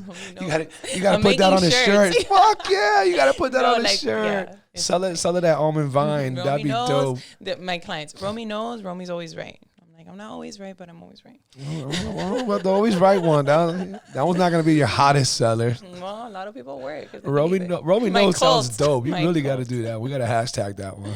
From here on out, every time you fucking post something, you just got to put hashtag Romy knows. I be knowing. I be acting like I don't know, but I be knowing. I be knowing. That's another. That one I might have to steal from you. Make that old Black Sheep one. I be knowing.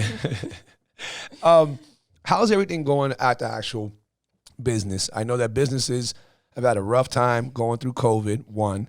2, yours is more involved with, people, sitting beside each other, breathing in and out, all that stuff. 3, when you open up a business, you're supposed to expect up to 3 years mandatory of being in the red. If you get it out of a year, that's awesome, but that's what's supposed to be. How are you guys doing? Is it going well enough? You don't got to disclose private stuff, but is it? Honestly, like considering everything that's going on, we're good. We're happy. Like we created this space. Like I said, like I wanted people to find healing. We want people to be happy. We want people to feel good. We want to do good for the community.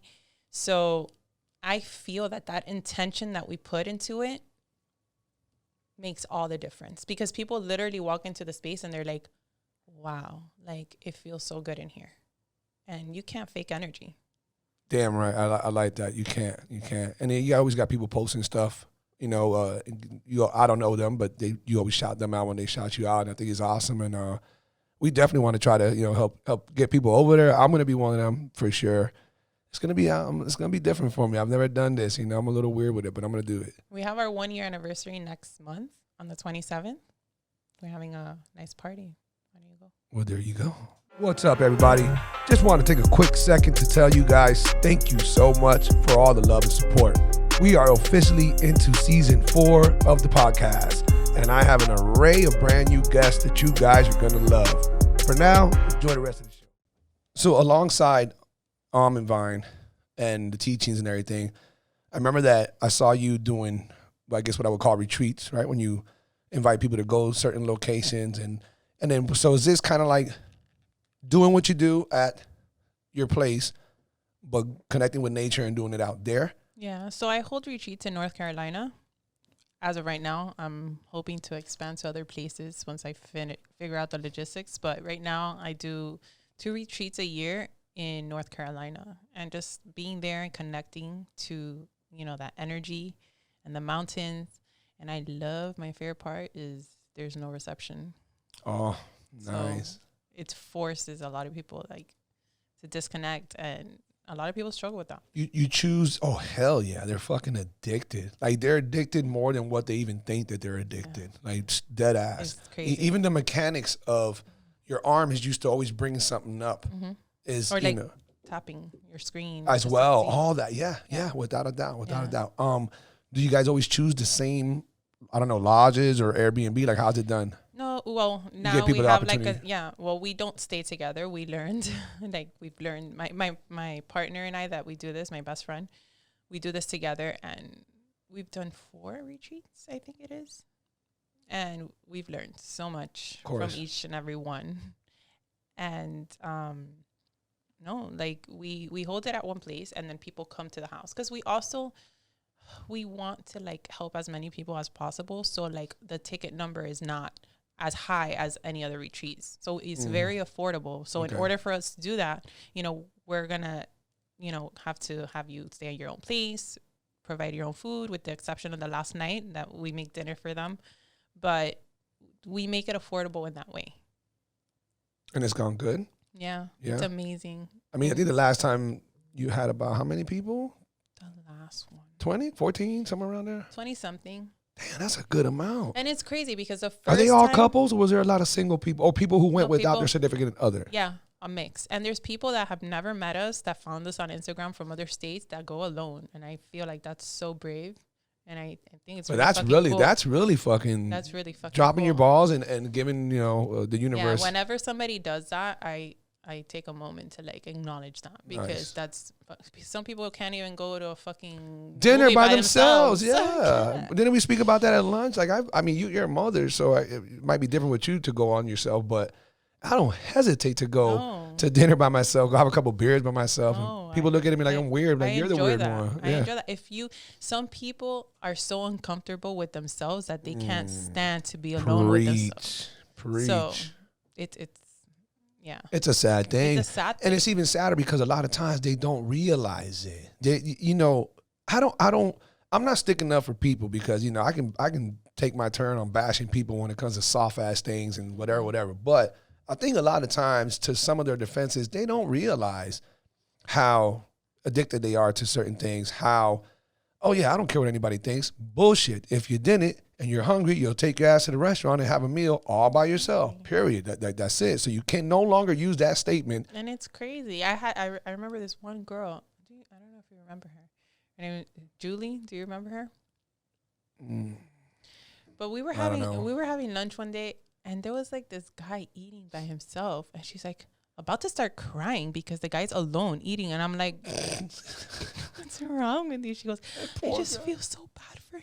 He's by himself eating. I'm like, he's probably happy as fuck to be alone. You don't know his life. You know, me, I love going to places by myself.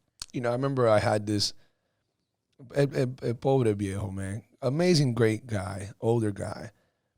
I met him at the gym. This was years ago. He might have passed by now. I don't know. But I met him at the gym, and I was just on a whole, I'm always on a positive high. I love or hate viejos. If you're a friendly viejo, I'm going to adore you. But if you're one of those amagaos who, you think you're better than everyone because you went through so much that we didn't, I'm not going to vibe with you. You can't lose that attitude. Oh, you don't know how we had it back then. Okay, cool. Times have changed. Stop being so grumpy, This guy was different. He was the one that I love. And comes up to me. He saw me chopping it up with some woman who I just met on the fly, but he knew, she was asking me for some advice. He knew I didn't know her. So he saw our energy, he saw the vibe, and he walks up and she's like, oh, hey, you know, whatever. And she's like, okay, well, thank you so much, and walks away. And I looked at him, I was like, what's up, brother? How you doing, man? And I presented myself, and he goes, you are so vibrant. You're so full of this great energy. I can totally see in you. And just boom, started complimenting me, and you hold your shoulders up high. Just started talking about my, how it looks like I'm a man's man and blah, blah, blah, all this good stuff. And then he goes, I don't need to know your story, but I know that you got Christ in you and blah, blah, blah. And I'm like, oh, man, he threw that one at me. Fuck. And I literally paused, Romy. I was like, man, do I let the old man have it and just let him just run with it? Yeah, man, I got Jesus in my soul, whatever. Or do I, not for an ego thing, I just think that it needs to be done. It's the responsible thing for me to do, to remind people I'm not a religious person at all. I'm agnostic. And I can be just as happy as you think you are as a born-again Christian. That's all. And you just need to respect that. So when he told me that, and he goes, what church do you go to? I said, on the contrary, it is all in Spanish, by the way. I said, on the contrary, sir, I have no God in my life. I'm not a religious person at all. He goes, no, I'm sorry, son. It's not possible. There's no way you can be as energetic as you are and as vibrant as you are. I know. I go to church. I this, I that. I know one of God's soldiers when I see one, and blah, blah, blah. And I'm like, sir, I don't know how to tell you this. This is getting a little awkward. I mean, I'm flattered by the things you're saying, but I just got to be honest with you. I'm just somebody who believes, you don't need a God or a Jesus to be where I'm at, but I'm glad that you catch those vibes. And anyhow, it didn't get ugly. Eventually, he was just like, you just don't know it, but he's in you, and he's going to pop up, and one day you're going to, open your arms to him, and then you'll remember me when I told you this. And that's how he kind of, shook it off and walked away. God be with you, and boom, he bounced. So I feel like that was a weird thing because, we all have our ways of reaching, this happiness, and you don't have to use the next person's way of doing it. And the same thing is, if you're that comfortable on just being by yourself, you're not gonna worry about dinner, and you're not gonna look at other people like your girlfriend did, like she was sad for that guy. It's like, dude, there's a lot of us out there. We don't need what everybody else needs, really don't. I would love to do one of those retreats. June. That would be, oh, did I thought we were going to do something weird for a combined thing for our birthday. It wasn't. It was 2 weeks before your birthday. I'm not a big birthday celebrator, but I just thought we talked about something. But anyhow, okay, North Carolina. I got a hookup at North Carolina. I really do. What type of hookup? That could go many ways. She no. She. It's not the T-shirt, guys. No, somebody who owns property over there, who owns a little cabin somewhere there, in a very desolate area, because she said that if it's not like the right season, like the whole town shuts down. Like you can go stay wherever, but you're not gonna have the amenities of going down, down the mountain to go to this bar and to buy this, stuff. Right. Like it's one of those places. That's how desolate it is. So. We do our retreats in Hot Springs. It's like maybe like an hour away from Asheville. Tennessee? No, Asheville. Oh, Asheville. Mm-hmm. Oh, I thought you said Nashville. I was like, no, wait. Asheville. Oh, okay. So I don't know where her cabin is, but I'm gonna ask her. We give when somebody like books with us, we give them the address of the cabin so they could find an Airbnb or hotel or something around that area. Because I had the experience of when I went to a retreat over there for the first time, my house was an hour away, and driving to the retreat house was a bitch. And that's not something that you want to happen during those times. You're trying to get all kind of peacefulness. Yeah. And I mean, if there's going to be people that don't listen and don't pay attention, but then I see it as those are lessons that you need to learn, versus my partner that I'm like the yang and she's the yin. She's like, oh, my angels, like I'll take care of you. And I'm like, we're stopping this. This is not what we're doing. Speaking of your partner, give your partner a shout out? I'm talking about the one that you Maya Rodriguez. Maya Rodriguez. She's amazing. Maya. Yeah, she owns Maya's Healing Space. She's a beautiful soul. Like it's our story is so beautiful because we had the opportunity to meet so many years before, but we weren't in a place to know each other and build this beautiful relationship that we have. And we work so well together. Like we'll be doing the sound healing, and all of a sudden, like birds will start singing, and it's just like magic. And then people are like, I thought that was like the radio. I'm like, the radio's off. It's just us. It's a real it factor. It's beautiful. Like, I love working with her. I'm so grateful to have her as, you know, my person and my best friend. That's awesome. That's one of the most difficult things about a business partnership is, you know, the basically the relationship that you guys share. Somebody always falls off. Somebody always is doing more than the other person, or it was all based on business, not a true friendship. You know, it's a very difficult thing to mix. And talking, a lot of conversation, communication. Like friendship, any relationship that you have, like people don't want to talk anymore. Like people want to hold things back, and then they just want to be mad instead of like, oh, like what's wrong with you? Nothing. Right. And obviously something's wrong with you. Like, let's talk about it. Let's clear it out. Let's get this issue resolved.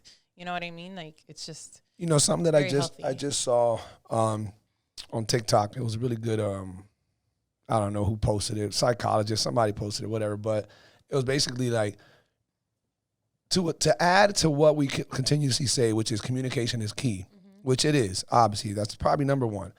But, and this was the point of it, sometimes communication is not just the key, because it doesn't matter how much you communicate. If you don't understand what I'm communicating, then it's really communication isn't the key. You need to understand that, you know, when somebody expresses themselves, what are they trying to tell you? Because just because they communicated, what do you mean I didn't communicate? I fucking told you all this and that. Well, I didn't know that's what you were saying. Right. I remember you said all that, but I didn't know that's what you meant. So, and that's why part of like building conscious relationships is asking questions. It's like having that comfort of being like, I don't understand. Like, I'm sorry. Like, I care about you enough that I want to understand where you're coming from. And I just don't get it. Like, I'm here. Just explain it to me. Have patience, whatever. And sometimes like people could get impatient, but if that person is showing you that they care about you enough, that they want to keep you in your life and they want to understand you, like you're going to go and you're going to allow yourself to open up and continue. And that's very important when building conscious, because my friendships are very conscious, and anybody I date, like I'm trying to build a conscious relationship. And when I think back, it's like when people try to do these things back then, like an unhealed person is going to be like, oh my God, like you're so dramatic. Like you always want to talk and talk and talk. And it's like, yes, because if you don't talk, then what the fuck? Like you're not going to understand anything. Right. Who's the asshole who said that comment? A lot of people. I used to be that asshole. Yeah. Like, again, bro, why are you being so dramatic? That's not even dramatic. That's just, no, you know. But that was me. Like I couldn't take it. But now I understand. Like I will sit there and I'll be like, okay.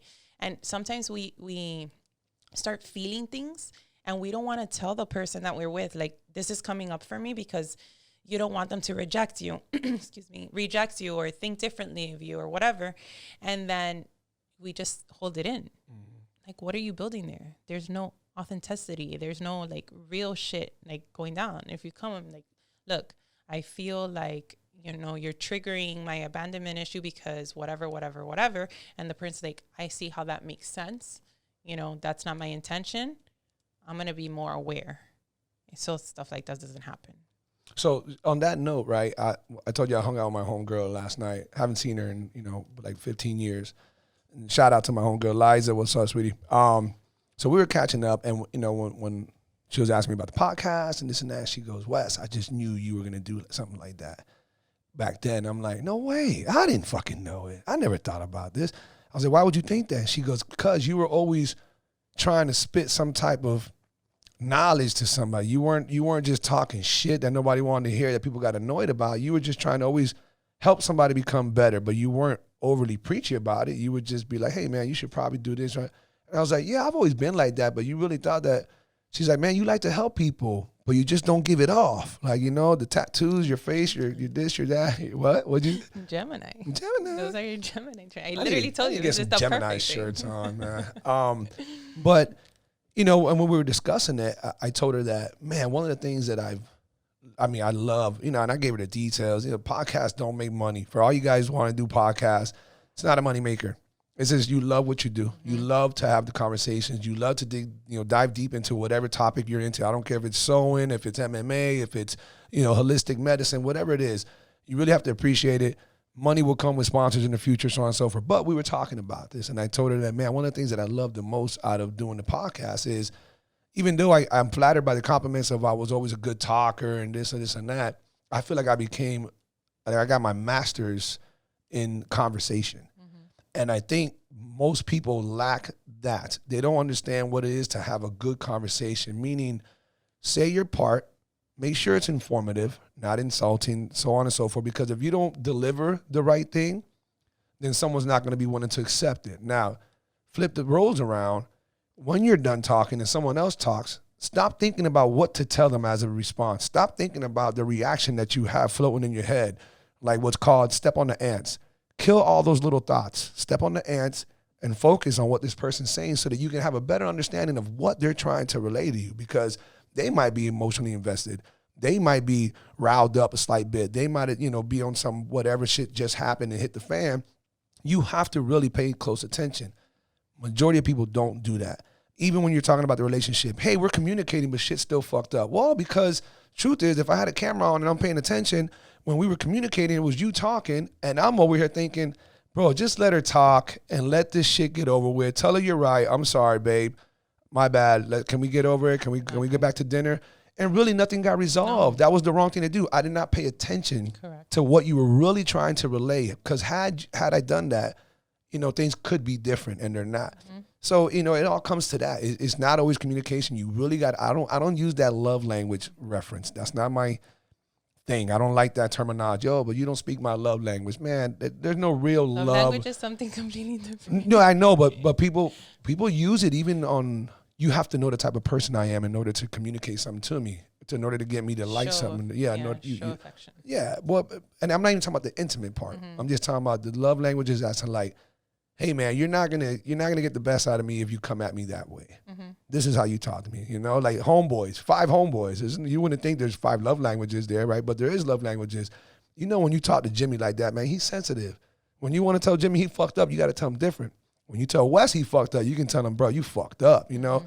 We have different languages. I don't like to use that reference. The point is that to become a better person, especially when it comes to getting to know people, you got to shut the fuck up and really pay attention to what they're trying to tell you. Mm-hmm. That's my biggest point. I just don't think people practice it enough. They just want to move on to the next thing, get it over with. Yeah, because the thing is that people don't listen to really listen to the person all the time. They listen to respond. Yeah, exactly. And they like to hear themselves talk, and there's no dialogue really happening. I love to shut the fuck up. I love it. I don't say it on every podcast, but one of my favorite lines that I live and die by is, I think it was Robert Emerson who said it, I think. Knowledge speaks, wisdom listens. That's it. Cold cut, dry. That's it. Knowledge speaks, wisdom listens. You can make what you want out of that. The same way if you look at a piece of art, oh, that looks beautiful. That looks like this. Oh, to me, that looks like he was, expressing his pain because of it. However you want it. Well, to me, knowledge speaks, wisdom listens is, if you're going to talk, make sure you're spitting some fire. Make sure you're kicking out some information. This is something worthy of listening to. Otherwise, you should probably shut the fuck up.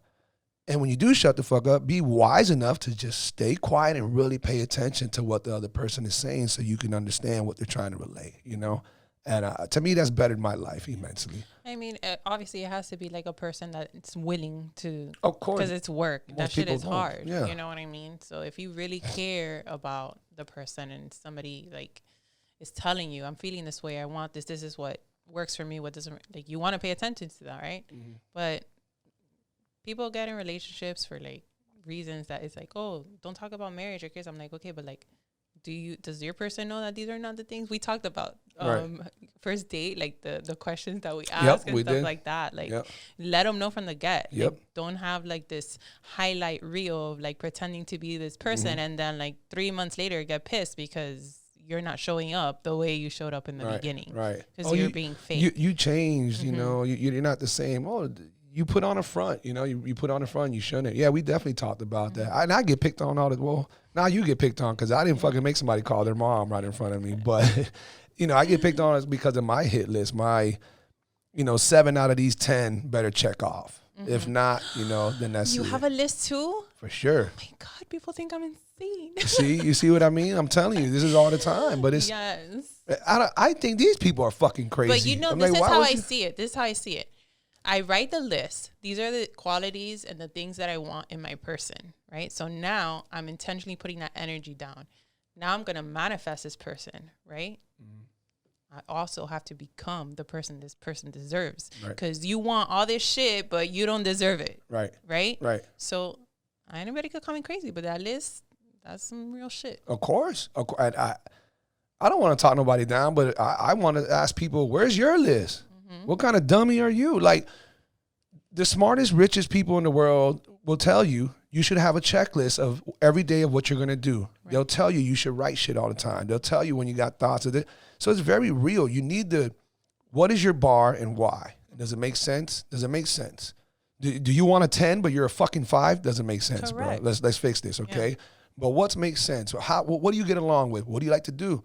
Oh, I like to do X, Y, and Z. Well, you should find somebody who does X, Y, and Z. Correct. But you can also be realistic and not expect them to have to do X, Y, and Z, and just say at least X and Y.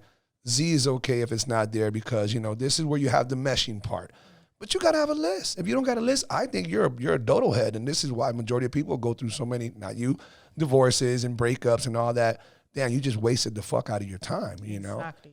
Well, I also think that given the exceptions, and I always say there's always exceptions, the people who go through the fucking gutter, who go through some shit, who experience some shit, and you definitely have, and I know that we didn't go into details, we didn't have to, but you've gone from everything in your upbringing, from negligence to a little bit of abusiveness with your sister and then whatever might have happened behind closed doors with whoever else, and just moving on forward, and the partying, the drugs.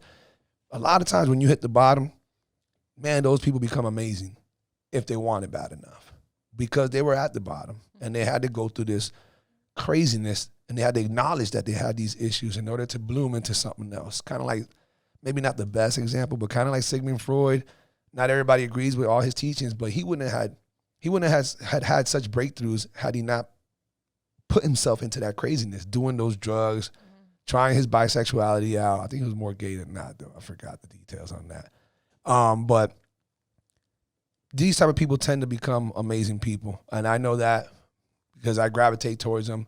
But then you can go the opposite way as well. Right. You could use it as becoming a victim, and everything happens to me, and like, this is my life, and like, of course, and of course, that's your reality. That's what you tell yourself. And you can spiral down even lower and be like, fuck it, this is where I'm at. It's not gonna get any better. And then you take yourself down.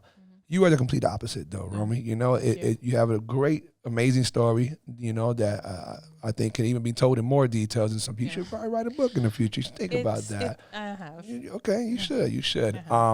But I definitely know that people are going to gravitate towards you and they're going to want to know more about you. Let's give them some information so that they know where they can follow you. They know where Almond Vine is at, when your next retreat is, when that year anniversary is, and anything else you got going on. Give them your social media. So my social media is at Romy Moreno _ website, same RomyMoreno.com.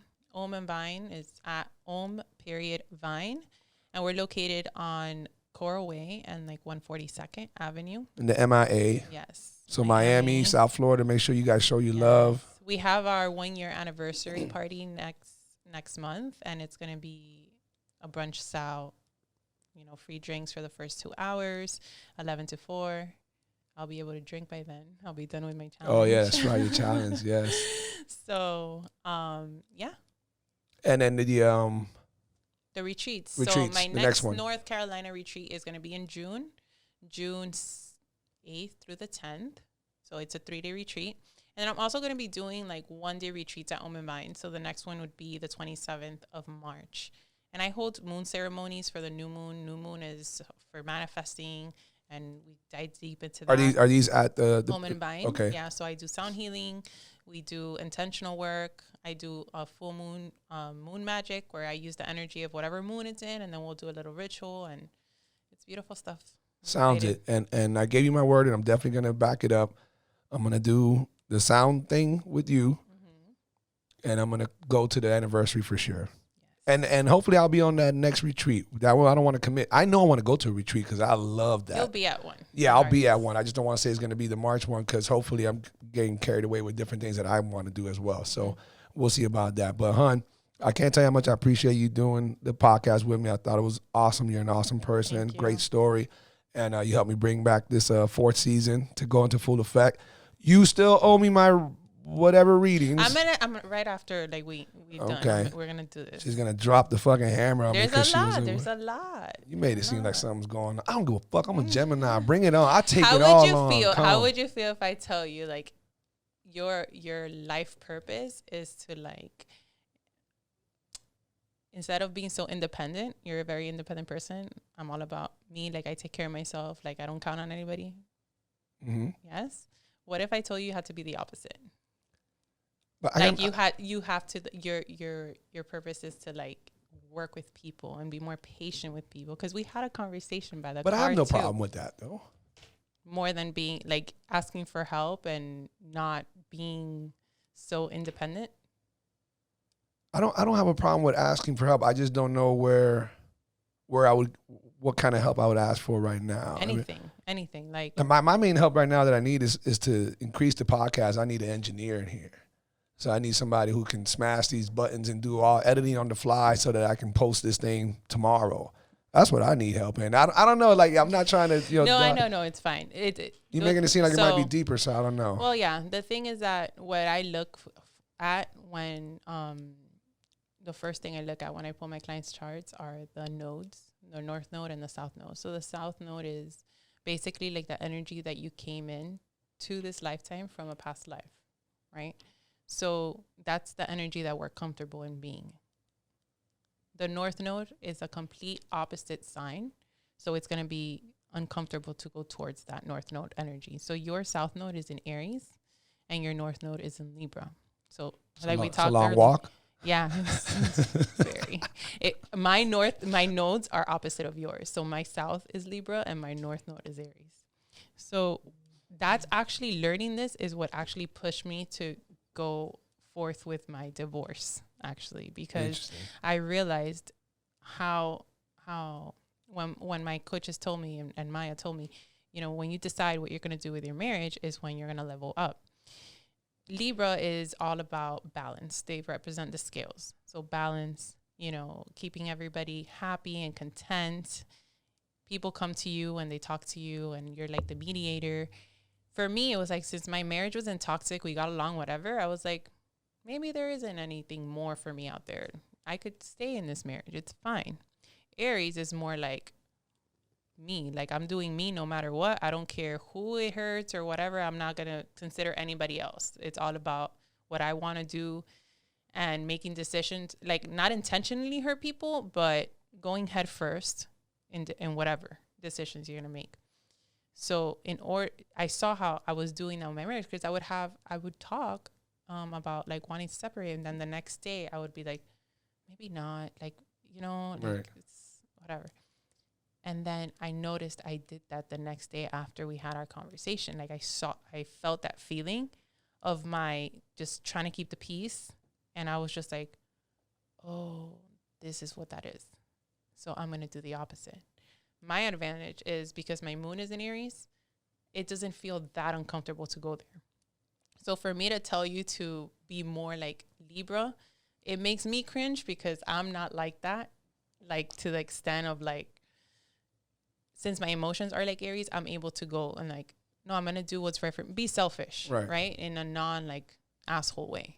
So this is what I'll do, because I definitely don't want to bore people with my either. I'm acting like I'm better than what I am, and I don't care to open up with whatever. I mean, reach out for help, right. Or I don't want to bore them with telling them, okay, yeah, I need help, this and that. You're gonna give me the details, right? You're gonna give me a full fucking spreadsheet report of shit, of everything. I want to hear it all, and I like to learn. Learn. This is, again, I'm not saying that I'm full blown on board with these beliefs, but they're entertaining, and I like what's behind it, and it's intriguing, and I'm gonna entertain it. So again, thank you so much for coming. We're gonna get people to follow up. You guys make sure you go follow her, and have a beautiful day. Thank you. Appreciate it.